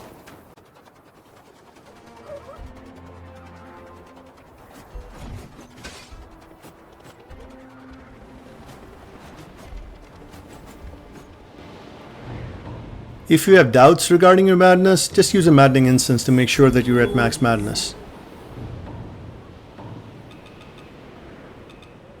Going to consume some items, especially the soup, followed by a crimson lantern fruit and a soft rush. At the end, a plumed branch for max skyborn might. Tempered my sword and went in. So here's how to defeat the Ming General. Stand where you are, his first attack is going to miss, and then we're going to counter his second and third attacks. Then immediately do an L3 followed by a charge heavy attack. Switch to the sword, backstab. Do 5 light attacks to build up your skyborn might. Land a 6th one if you can. Then get back and create some distance. He's going to do his ice attack, so we just have to wait until he's done with it. And then get ready to counter again. L3 and charged R2. Switch to the sword, backstab. Do 4 light attacks, then press L3 followed by a charged R2 heavy attack. Switch to the sword, attack a bit, backstab, and then finish him off. And that was the Ming General. Quick and easy with no damage taken.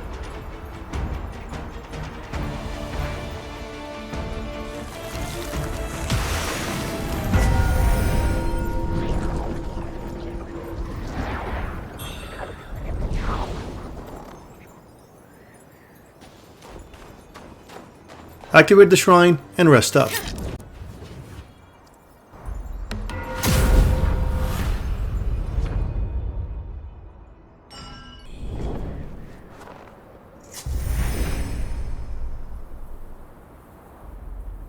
Again, just like before, I'm going to respec my skill tree and my other inventory.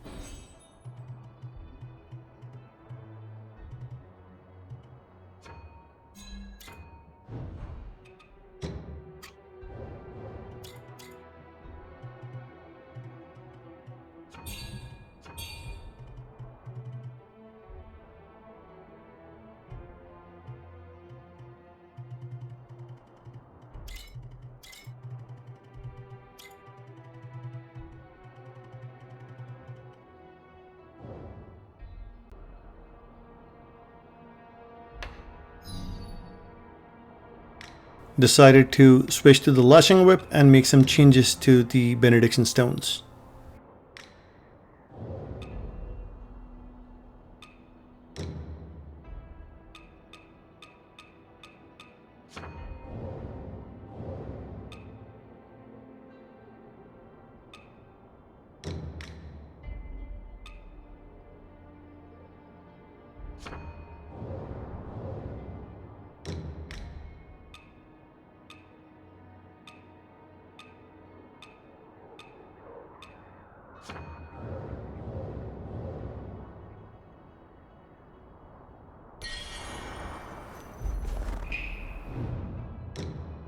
decided to switch my weapons to the Lashing Whip and the Empyrean Great Axe.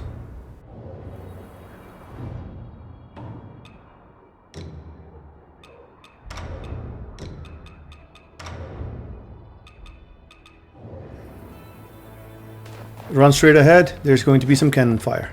And some enemies that we need to defeat.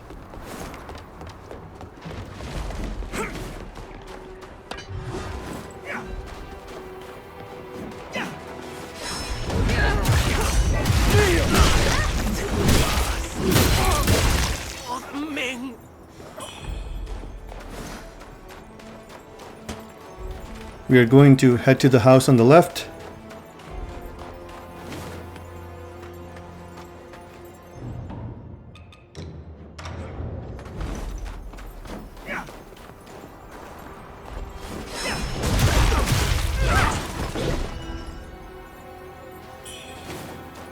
There was a benediction stone to the left which I missed and I had to come back later to collect it.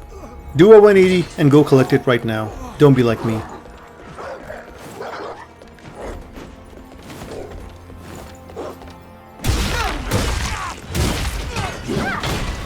Be careful of the plate in the center, it triggers the spike trap.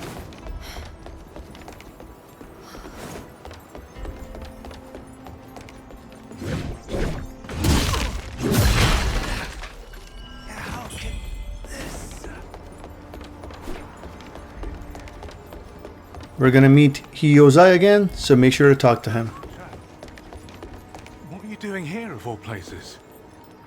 How's your condition? But your mind? And just when I thought I was safe.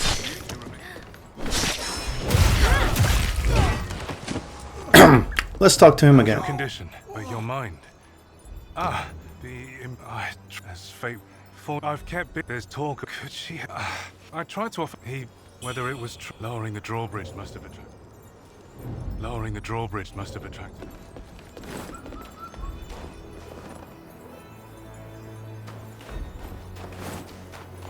We're going to find Li Wansan here and hand over the Zhenwu tomb. Yes, you're our savior. In return, he's going to give us the red mercury crystal, which we need to go and give back to Huang Jiani. Rest assured.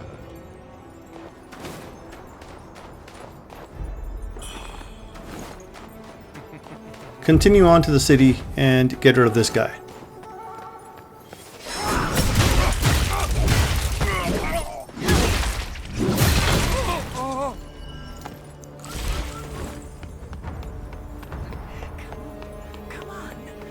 We need to defeat this enemy and then speak with the lady who's behind that door.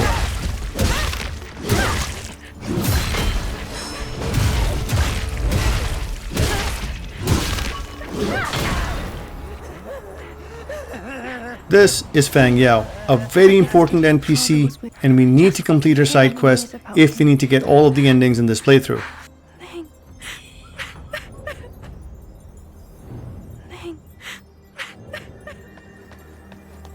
Continue on and you'll find a shrine at the end. Activate it and then use it to teleport to the snowy passage.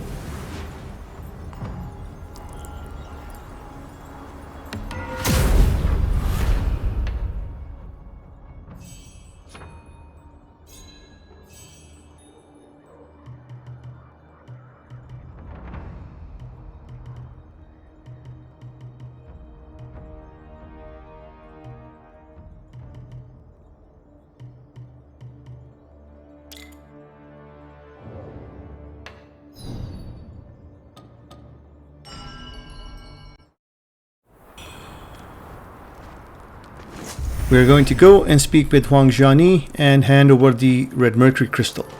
And with that, she will move to Mount Zhenwu.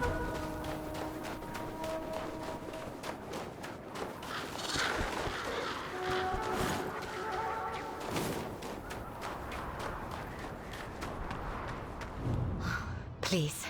It's a great... What? My business? Now head back to the shrine and teleport to Cloudspire City.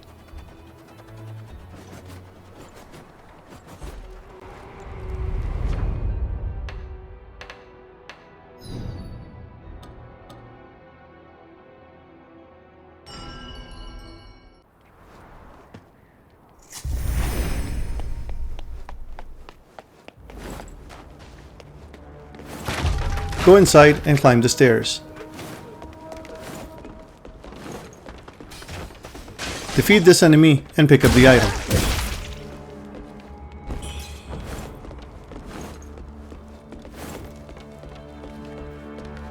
When you reach this bridge, you're going to be surrounded by shooters on both sides.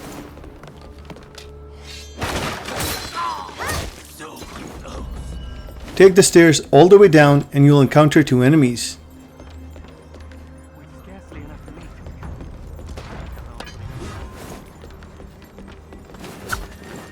Get rid of them and then open this door.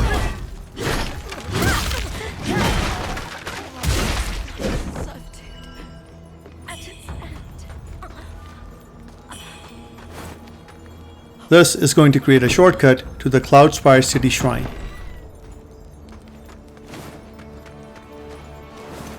Turn right and go down the ladder.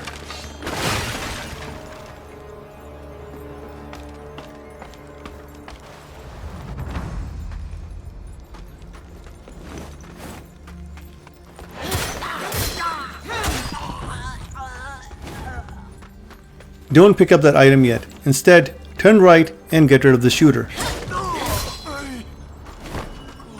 Now pick up the black coral bracelet, which is an item for Wuchang.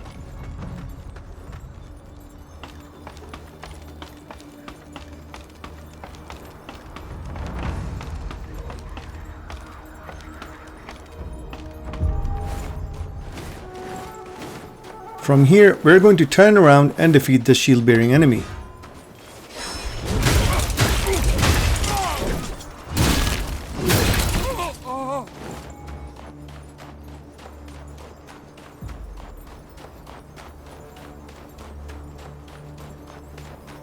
Continue on and then release a ladder.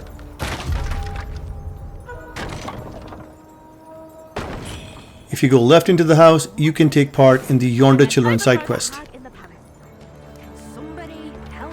But first, grab the glowing red mercury from the table over here. Just so you know, I will not be completing their side quest completely. If you want to do it, it's entirely up to you, but I won't be doing so. Reason being that I wanted to see what would happen if I partially complete the side quest. Will that work or not? And it didn't, because in order to progress the side quest, you need to have 2 tokens, and I only got 1. Anyways, we're gonna head out and then take a left and then another left over here and speak with this gentleman. Now where did I put it?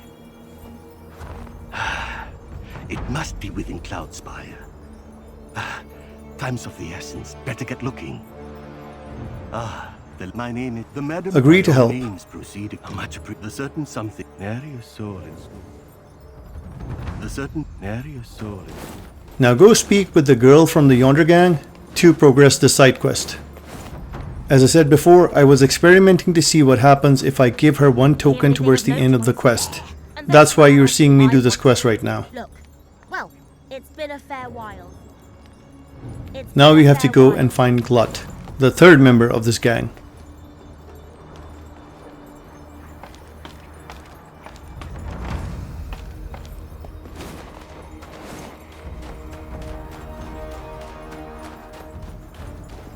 This entire area up ahead is full of riflemen.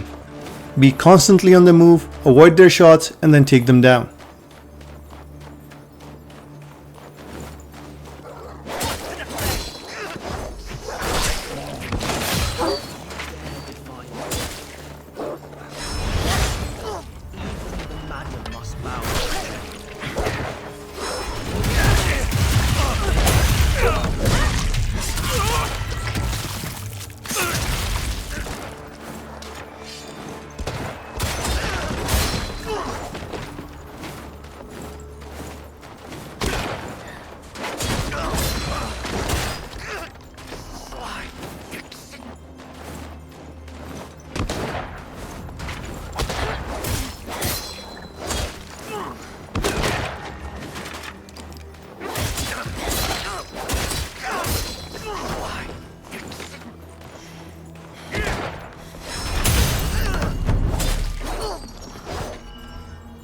There are some items in this area, so help yourself.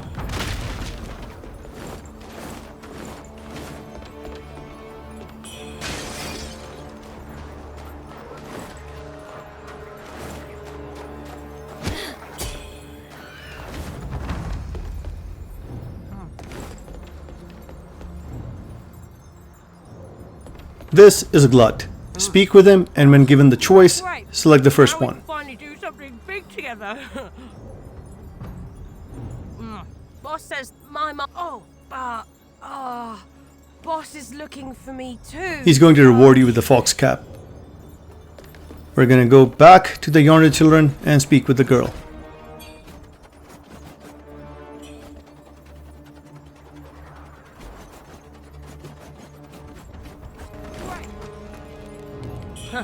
I'm not scared of it. She will hand over the wedding attire, so go and speak with the butler again.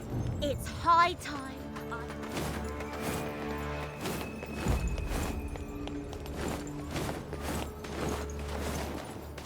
He will reward you with a full-grown red mercury. Macho, they were here. Hand the wedding. Oh, and be merciful, yes.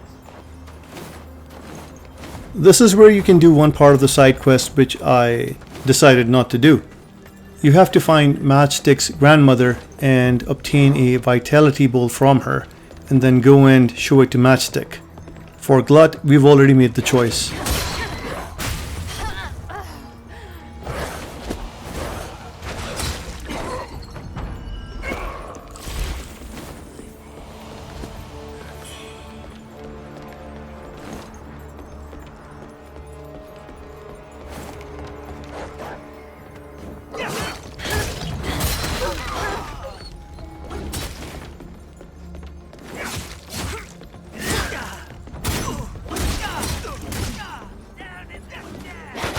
The chest over here contains a benediction stone. Defeat this enemy first and then open up the chest.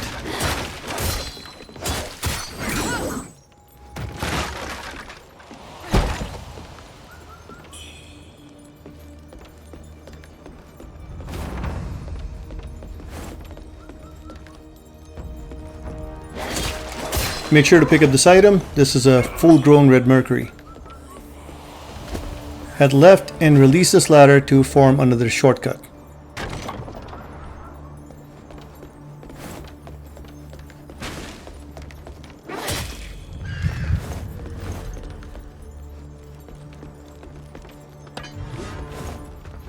These enemies will be fighting amongst each other, so wait for the right opportunity, then go in and do your thing.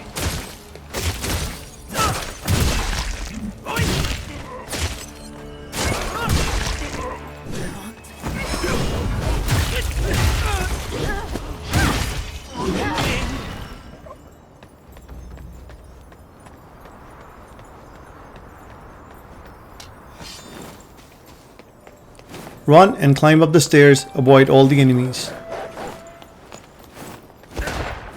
Take a left and then enter the house and go up the stairs. I guess I overshot, but here I am back.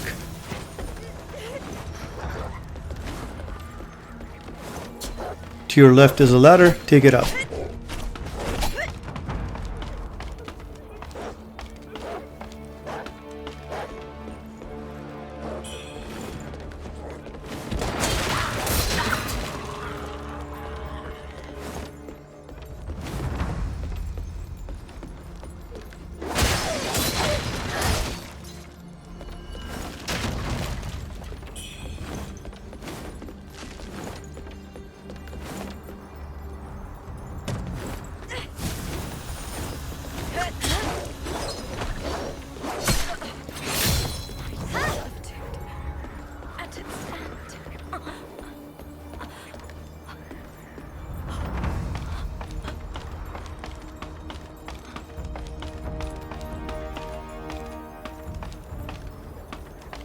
Get rid of that hairy monstrosity, because after that we need to make our way down.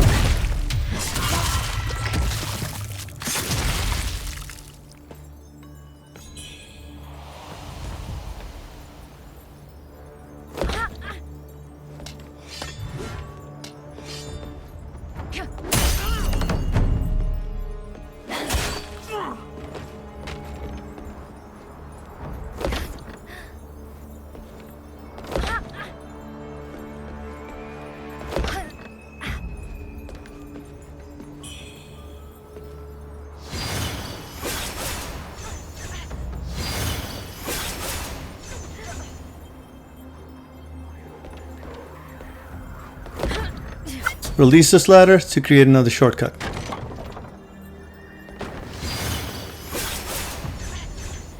Ah well, she survived. And I don't have any more Skyborn Might.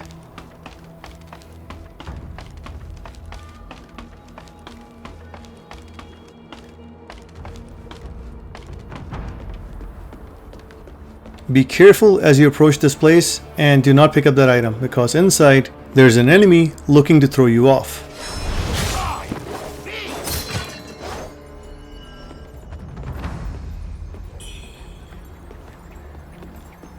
I was looking for that female enemy if I could, just land another spell attack and defeat her, but I couldn't get a good vantage point.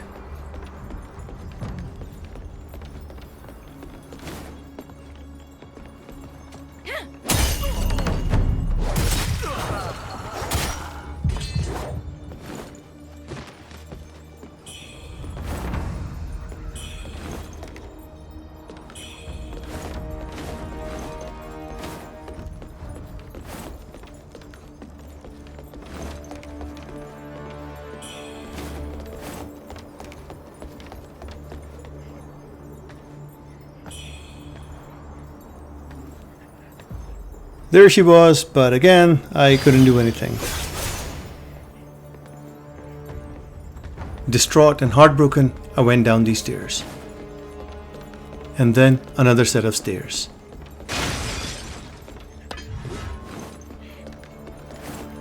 Get rid of this enemy and then open the chest for another forgotten remembrance.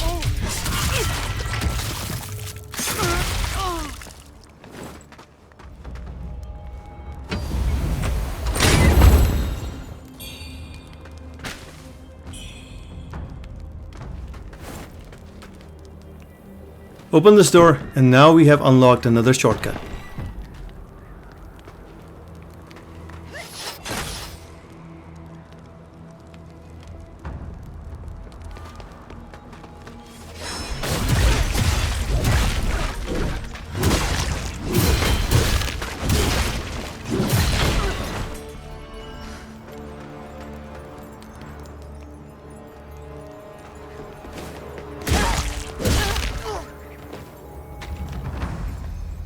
And there's Our Lady. Finally, I'm at peace.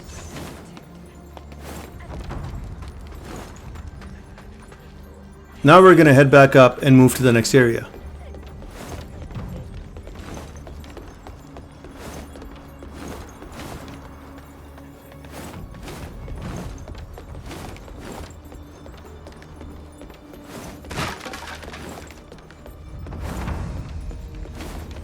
Go straight and fall to the ground. Do not pick up this golden item, because if you do, you're gonna get run over by a boulder. When it passes, then go and pick up the Junior Mate armor set.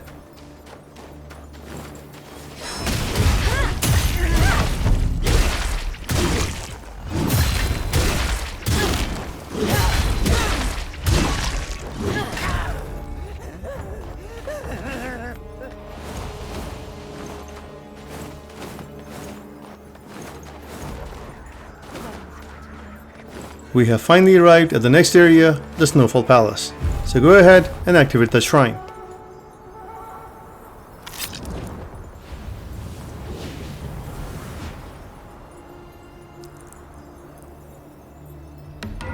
One more thing to do before I rested up was to go and get that benediction stone.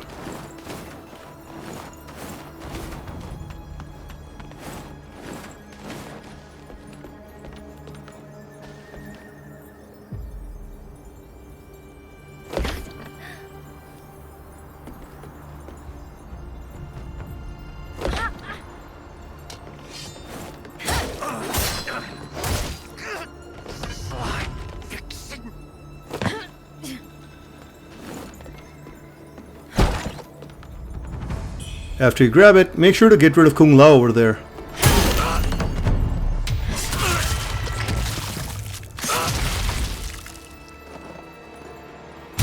Our great Meng.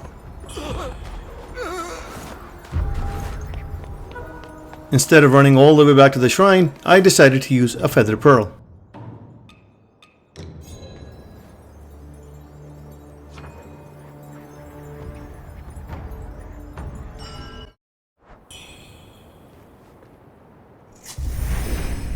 Alright, now that we're back at the shrine, there are a couple of things that we need to do.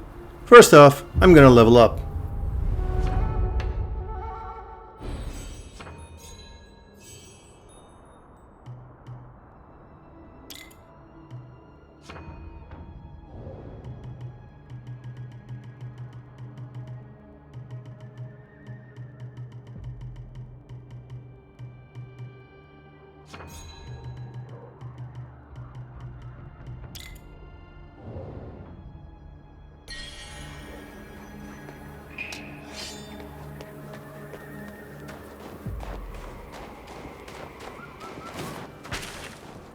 First off is the stupid bird, and then the bamboozling.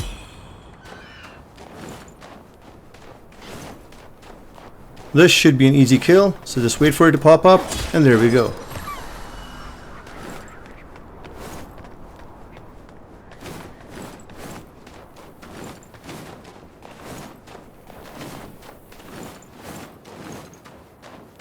Now we're gonna go up these stairs and into the palace.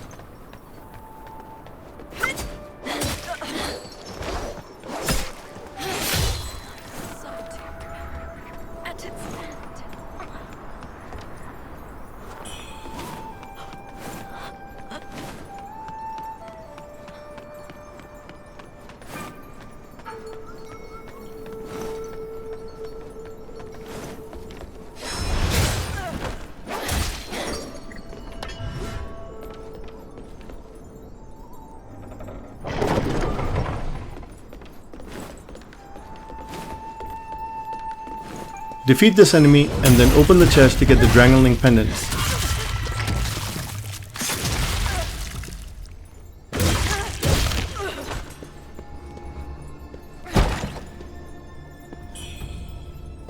Now we're gonna go through the door we opened earlier.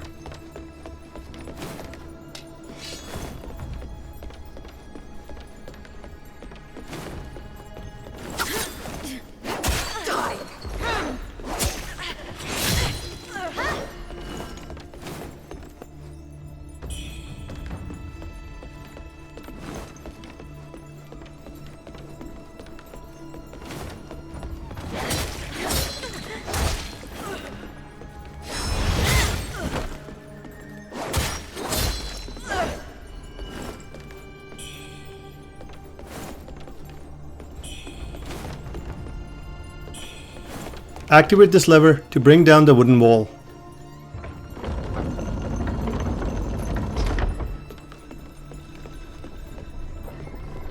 The madam is low at the bridge. Now you're... Defeat these two enemies and we're going to take the lift up.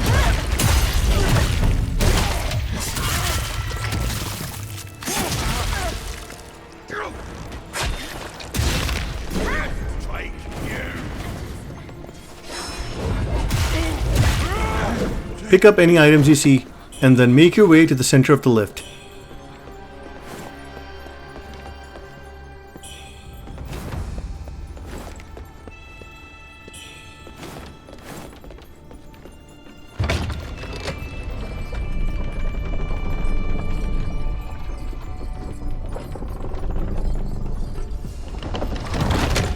Go ahead and grab that key item, the bloodied letter.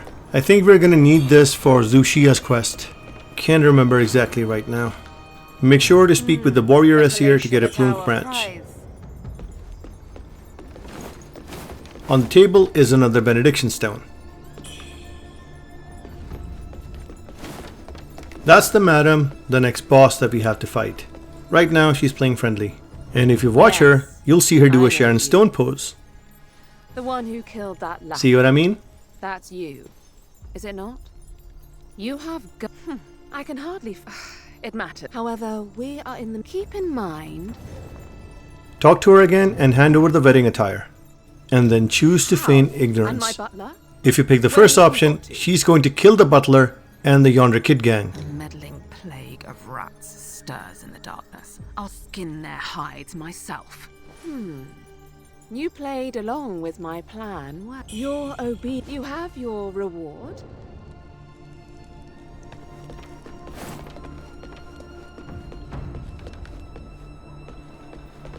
Go close to the stable and you learn a new spell.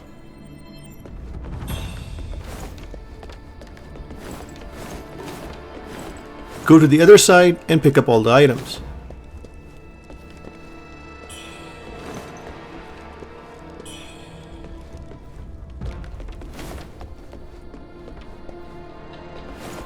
Afterwards, take the lift and go down.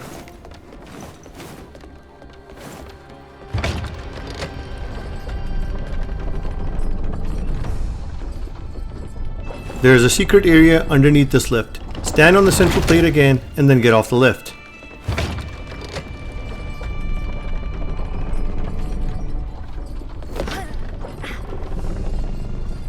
Step on the circular plate and the lift will go down.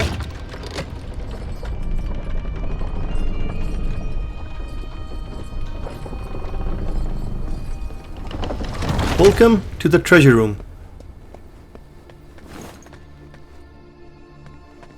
As you approach this chest, the fifth inner demon will manifest.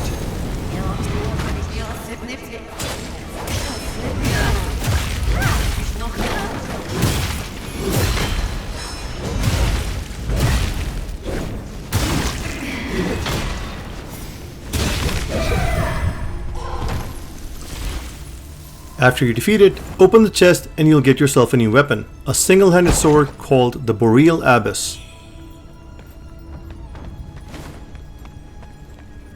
There are some items over here that you can pick up, and you can also find the Panda NPC over here.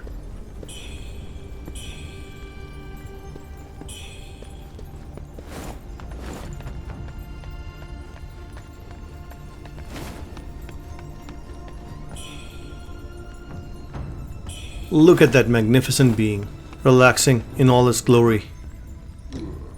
You should have enough bamboo shoots to buy the panda hood, so go ahead and buy it.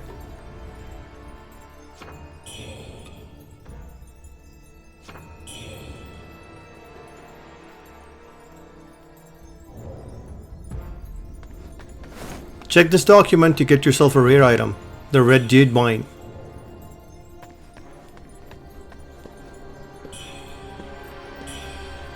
Once you're done looting and exploring, it's time to take the elevator back up.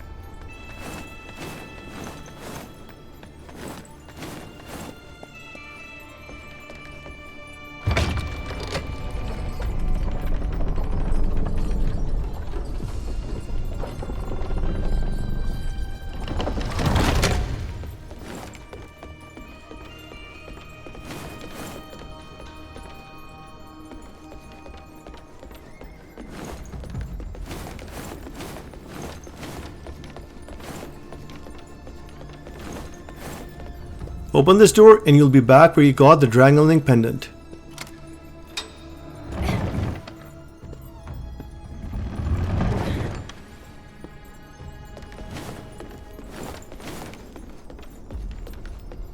From here, we're gonna make our way back to the shrine.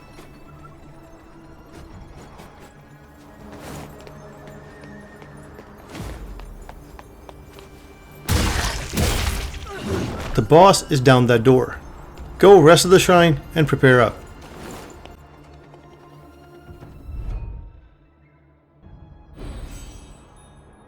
In the skill tree, we're gonna put everything into magic.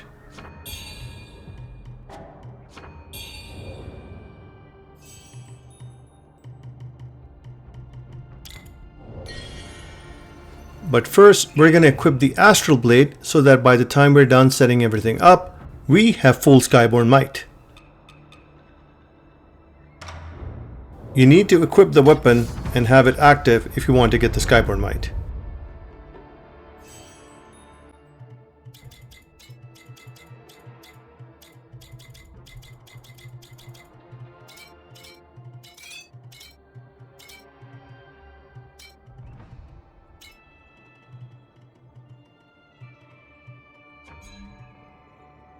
We're going to go with the Arcane Needle this time. Set up your tempering as shown.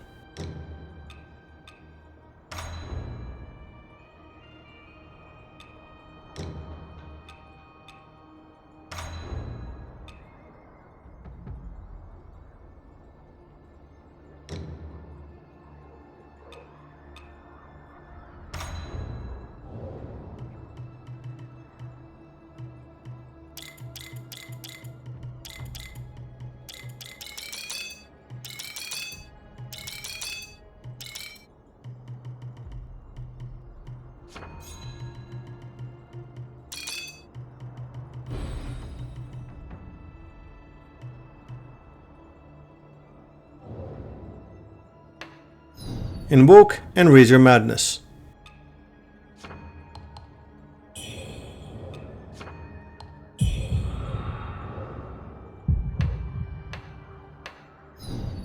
Here are the benediction stones that I've equipped.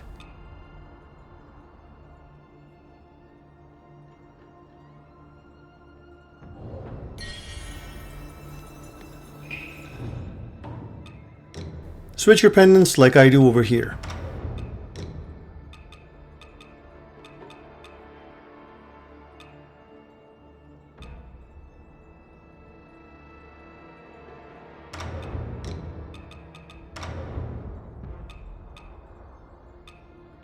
Equip the Echo of Soulwood spell.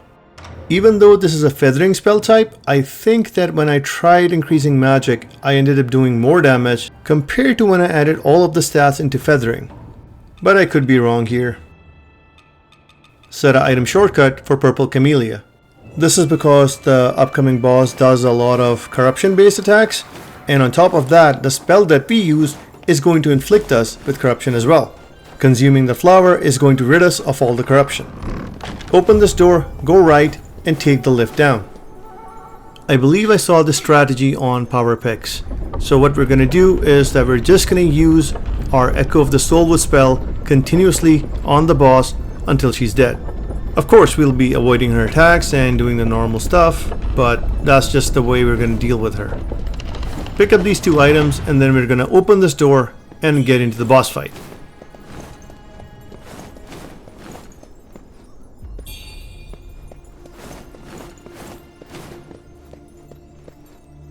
If in doubt, use the Maddening Incense to max out your madness.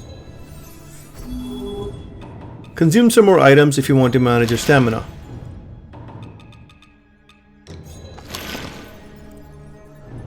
We do have a lot of Aurum feathers, so let's use one. Temper your sword and open the door. She's gonna teleport behind us, so get ready to avoid her attacks. If you get hit, don't worry. Whenever you get the opportunity, use the spell. When inflicted with corruption, it's going to take away your health, so make sure to eat the flower. For the boss, you can see that her health is slowly going down. When she is inflicted with corruption, switch to the Vorpal Blade spell and use it. Since we have the Astral Blade equipped, we should be generating Skyborn Might automatically. It takes a while for it to generate, but whenever it does, use your spells. Be careful of her spells, dodge where needed, and heal up whenever necessary.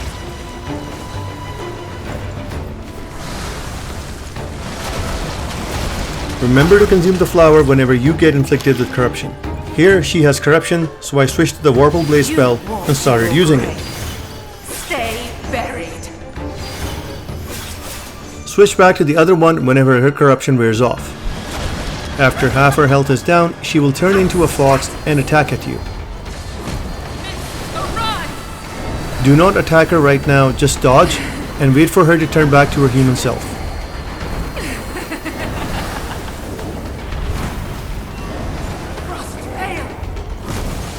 And then let her have it.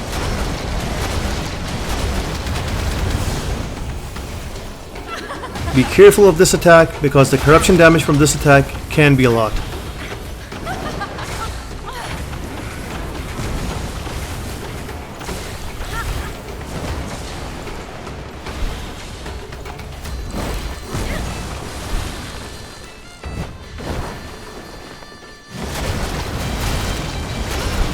Repeat the same formula until she's defeated.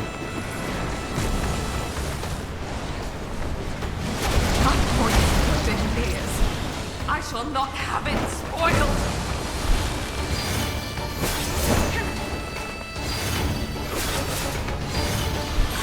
I guess I got a little carried away here.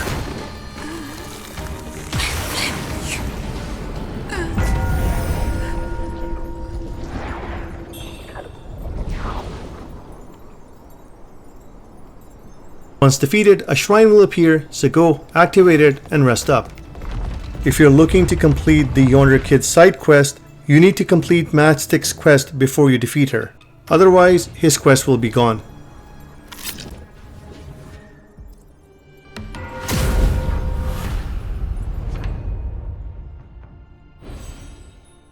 This is where I decided to switch back to my original setup. You don't have to follow me here. Set up your skill tree however you like, depending on whichever weapons you're going to choose. Whenever there's going to be a new boss fight, I will tell you exactly what to do.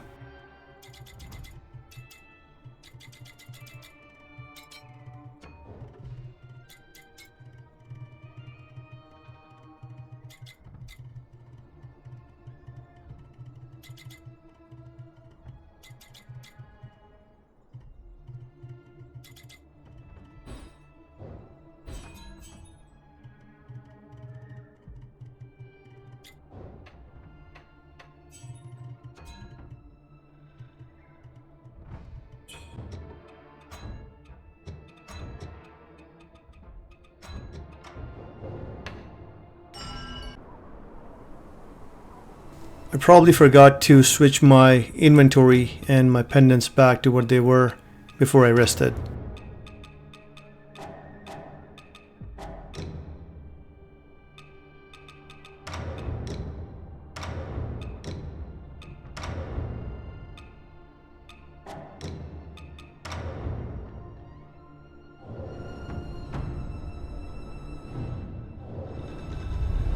This is where I decided to go back to the Snow Peak Pass to grab that benediction stone that I missed earlier. But if you've already gotten it, you don't need to do this part. In case you want to know where it is, then just follow me.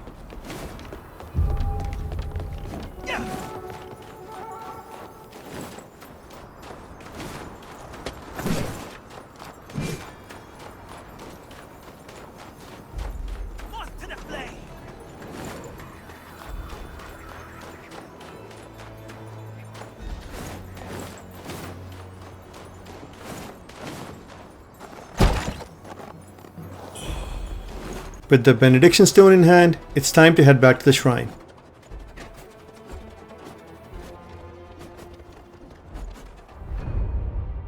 Now we're going to teleport to Mort Grotto. There's another benediction stone over there that I missed. We're going to go inside this tunnel and make it all the way back to the other side, avoiding all enemies.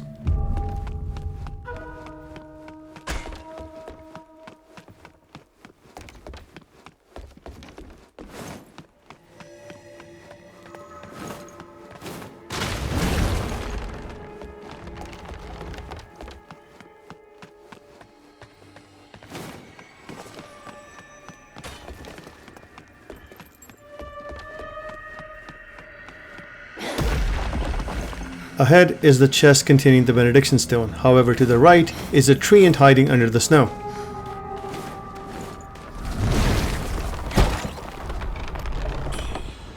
Once you grab it, make your way back to the shrine.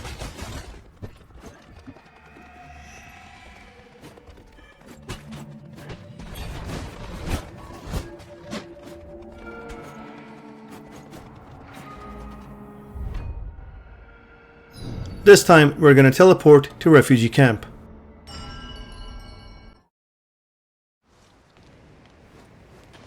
This is where I decided to hand over Wuchang all of his items and then consume all the red mercury that I had to buy some benediction stones from him. If you do find something that... I'll scour the river now that... So I'm not only a wasted effort on my part. I'd heard. Imagine my surprise. I couldn't have asked for anything better. Where death is rampant.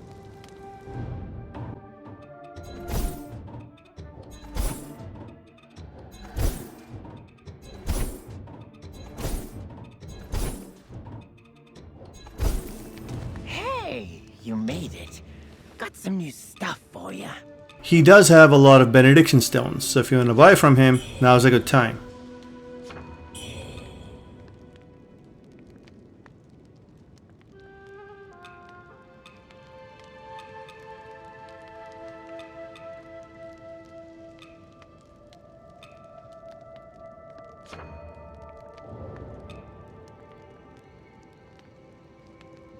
Come back soon, you hear? My friend. Speak with Tao Ching and hand over all of the items that you've collected for him as well. What treasures do you have for me today? Oh, the beads unfortunately. We're on Wuchang with the Ming, the fate of the dynasty. Legends. But now it is mine. He will now sell you the Mistress of the Night's armor set. Your fate.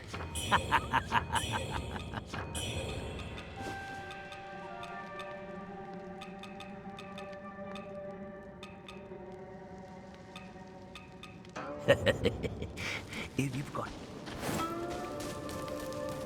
Hey, you made. I guess I was just double checking to make sure I got all of the benediction stones that I needed. Come back soon, you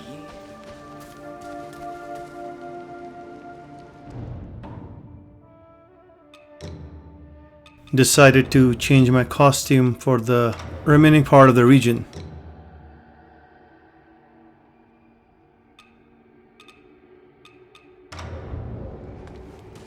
Yeah, the panda hat wasn't really going well, so decided to remove it and change it to something else.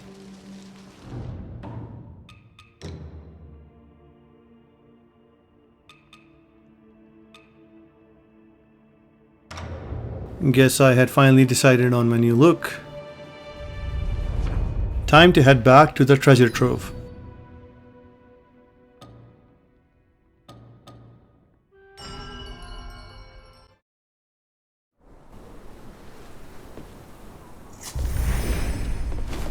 Before we take this lift down, we're gonna head all the way back and pick up a key item.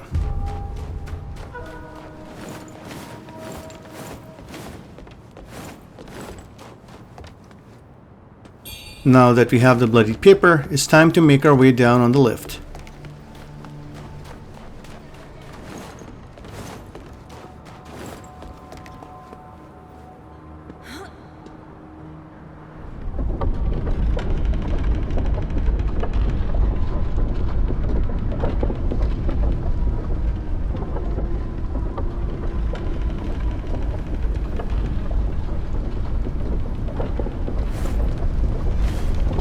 To the right of the shrine, you can find Fan Yao. This is the same girl who we gave the silk scarf to back in Cloudspire City. Talk to her and agree to help. Oh, I'll sing it, sisters. Smithies they are. Go ahead and activate the shrine.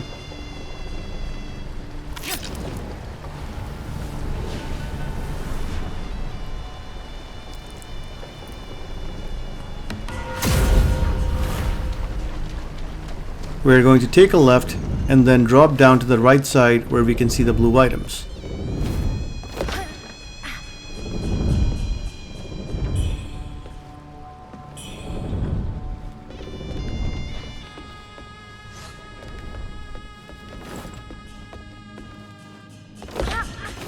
There are some spikes ahead, so be careful.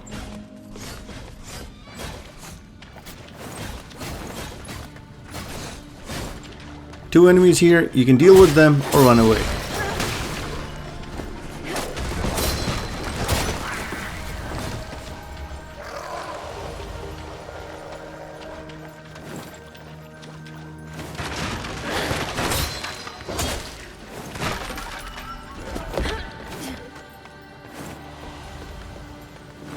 Stay alert, we're about to encounter another bamboozler.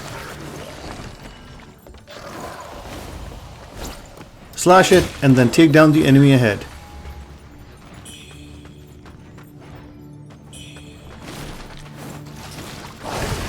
This is the used mortar, an item that is required by Wuchang. Don't be like me, take care of the enemy first before you pick up those items.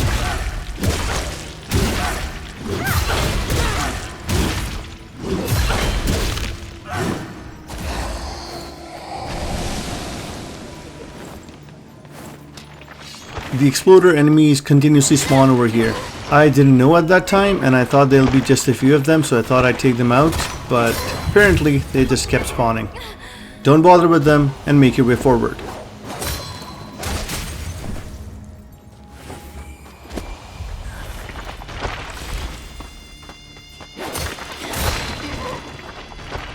Pick up this brilliant red feather and then fall down. Make short work of these three short guys and then open the chest for a forgotten remembrance.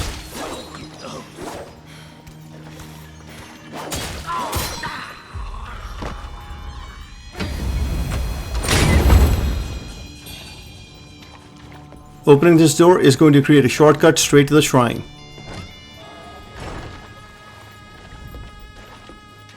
Now we're going to take the ladder down.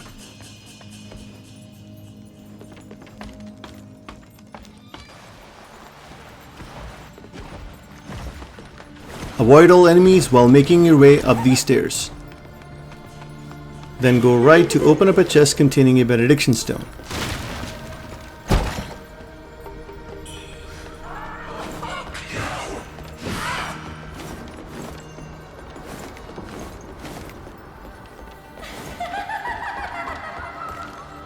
If you feel like fighting enemies and picking up items, go ahead. I'm just gonna avoid them.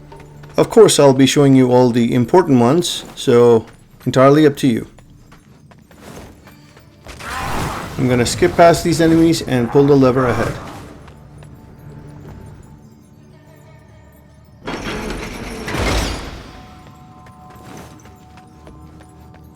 Take a left, go past this enemy, and pull the lever.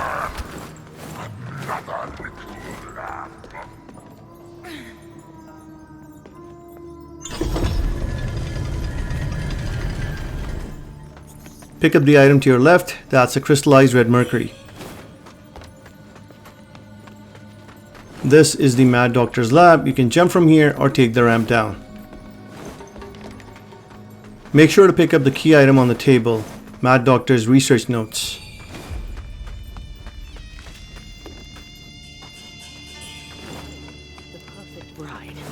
These enemies are fighting each other, so go ahead, do your thing.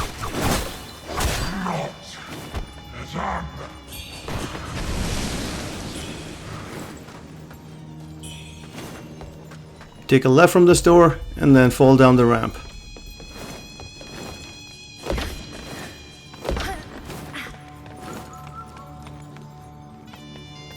Careful as you approach the opening, there's a developer surprise.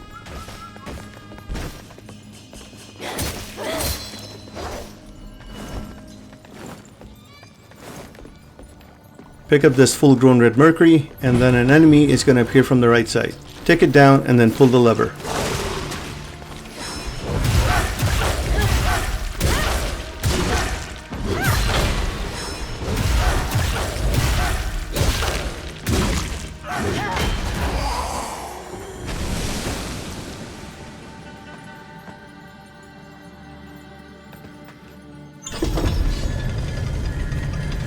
If you read the note on the floor, it'll tell you about danger, so stop here. See that miner over there? Make your way to him, defeat him, and get rid of the crystal. Wait for the boulder to pass you now. Dash and stick to the left side and climb the ladder.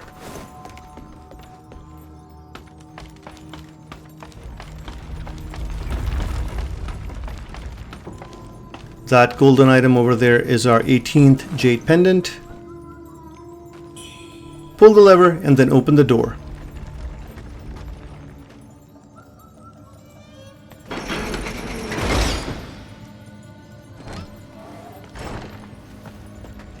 We're gonna head left and then take a right.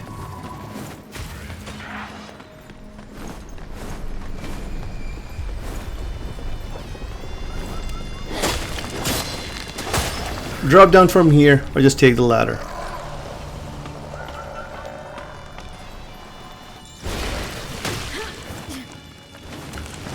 Exit this room, then go right to meet Hiyozai. Fine timing indeed. There's something peculiar. Hand over the Mad Doctor's research notes to progress the side Have you quest. found any clues? No wonder. I see. There's more. I don't know. No. Something must. Did you? Although them so. So we should return to the Bai Mansion. We should return to the Bai Mansion. Up ahead is another shrine, so we're going to activate it and use it to teleport to the previous shrine, the shaft entrance.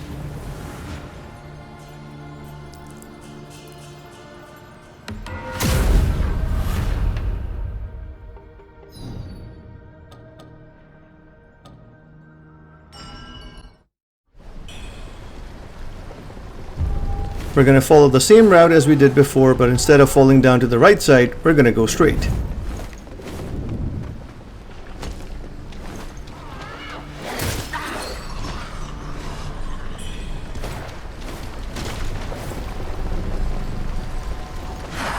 I tried to use that pressure plate in the center of the room to get rid of the bigger enemy, but it didn't work.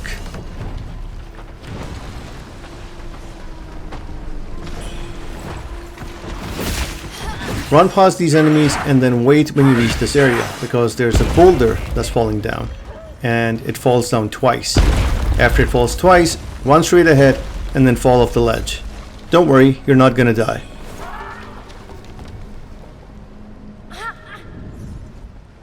Open the chest to get your 6 lost remains. Do not open this door, wait, because there's another enemy right over there. You see him? Wait until he passes and then open the door.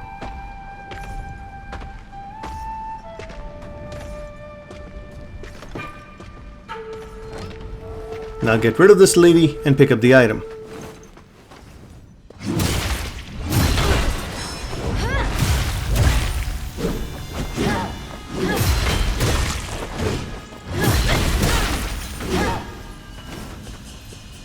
Going left from here takes us back to the Bride Baudet shrine, so there's no need to go there.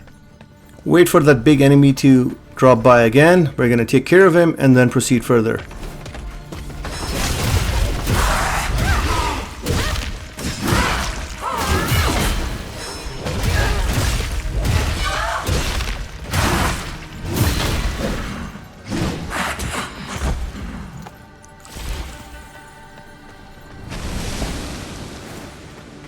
In the cell to our right is Commander Hong Lan.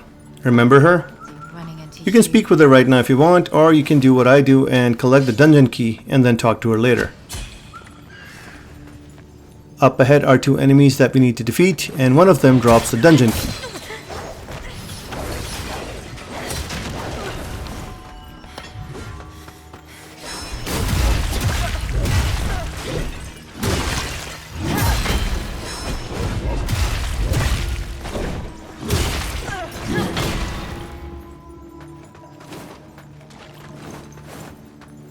Before we go and free Hong Lan, we need to examine this desk over here. Doing so will reward us with another jade pendant.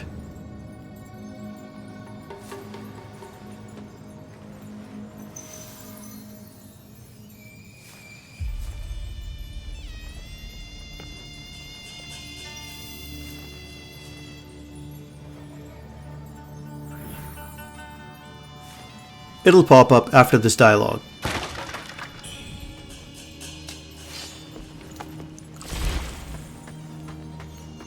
Now go back, free up Hong Lan, and she will reward you with another jade pendant. Oh, dead. It was from us now. You need to deal with the guards outside. What is it? You? I'll stay. Our debt. With that, we have acquired 20 out of 31 jade pendants. Our debt is settled.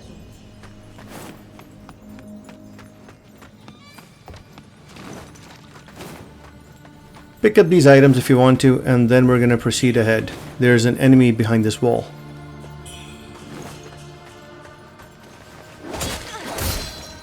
We're almost done with this entire region. Next up is the boss. If you run straight across that bridge, you'll trigger a boss fight. Since we need to prepare, we're going to take this lift up and gear up at the shrine.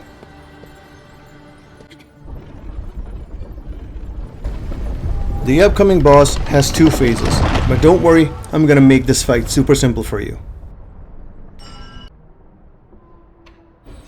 In the skill tree, I'm going to invest in the longsword and spear, so make sure to copy everything I do.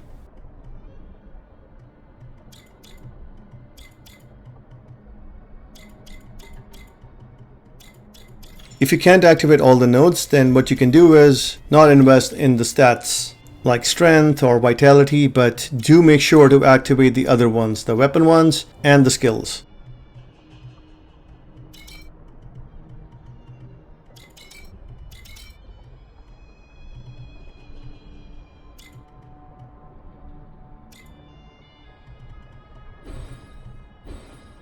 In the left branch, make sure you have all the skills activated as I have.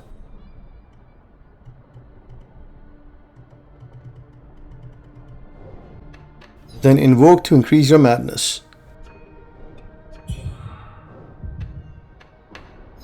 this is what my tempering looks like. I'll be using the flame bone needle along with strength, agility, and temper. I'll be switching to the Flamebringer, and these are the benediction stones that I'll be equipping. My secondary weapon is going to be the steam-powered spear, and here are the benediction stones that I'll be equipping on it.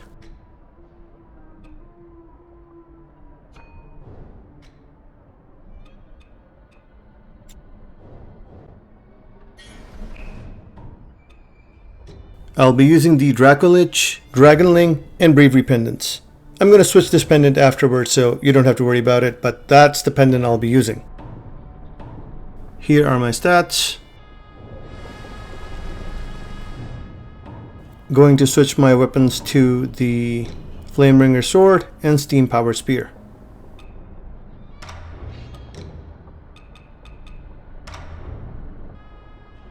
Then I decided to apply counter to the Flamebringer sword, even though I'm not going to be using it, but for some reason I thought I'll just keep it. You don't have to, so there's no need to do this step. And with all of that, we are ready, and now we're going to take the lift to go down to the boss area.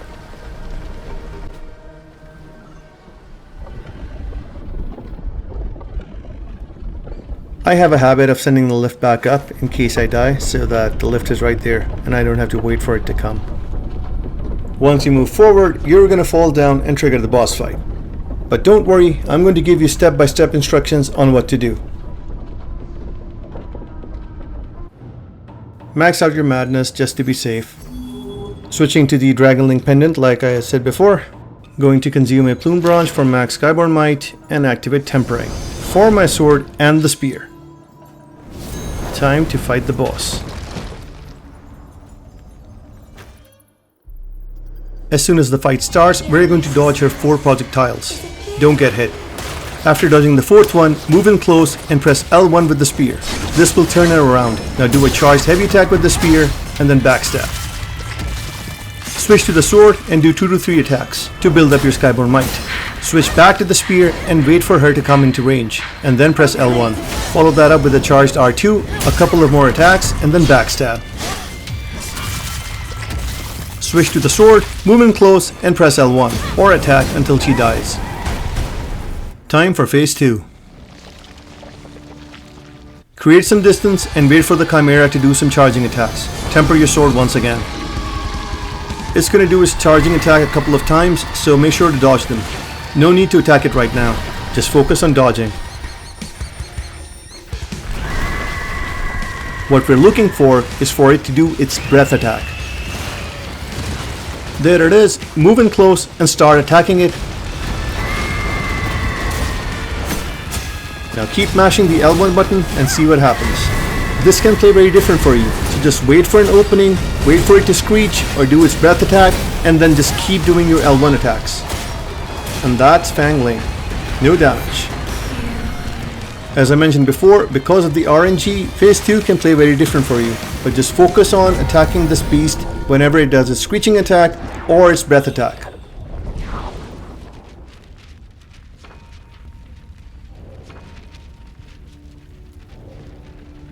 Here is my build once again.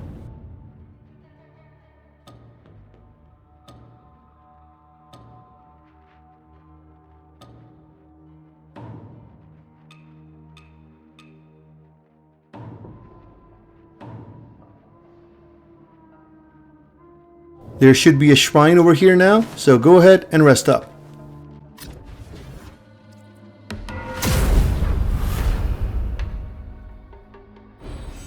Oh, I guess I decided to show my skill tree as well.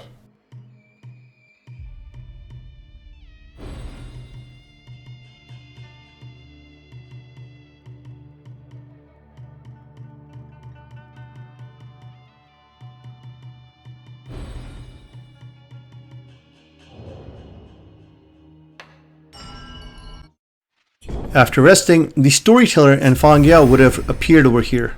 Go and speak with Fang Yao first. Ling and I, Ling was already quarreled in time, but Ling... She will reward you with her hairband and light gown.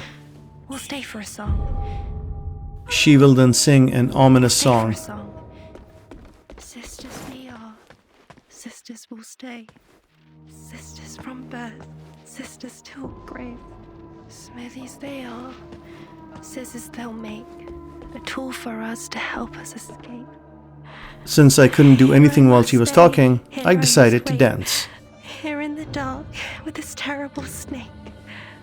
Mama is mean, Papa is stern. There's nowhere left for me to return. Uncle, come and stay. But he's too high, far away. Papa, come and see. But all he does is sweep past me. I feel bad now. She was so miserable and I was having a fun time. Go and speak with the storyteller and he's going to send you to Hill's Watch. Since we have already been here and done that, there's no need to do so. Instead, we're going to go to the shrine below and teleport to another location.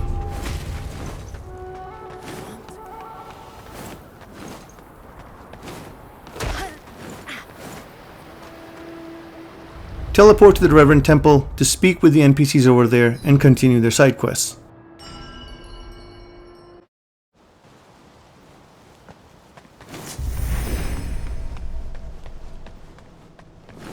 If you've been following all the dialogue, you should have found out by now that the Taoist isn't really a good guy. Resurrect that may you, though I once heard, but the rebel. Should you? Now we're going to go and speak with Yu Xia. About Commander Han, word of what I just received. I'm no fight, but you, if you're up for it. If you're up for it. This guy still doesn't talk. Again, if enemy dropped armor pieces and you didn't pick them up, you can always collect them here from the donation box. If you want to go ahead and check on the kid who we met at the very start of the game, you can do so. But yeah, region number 2 is complete. I hope you found this walkthrough helpful and the boss guides as well. Guess this kid is just sitting and sobbing. Next up is going to be the refugee camp. For my next walkthrough, I might not be putting in a commentary one. It might just be without commentary, and if you guys want, you can let me know in the comments and I'll do a commentary one later on.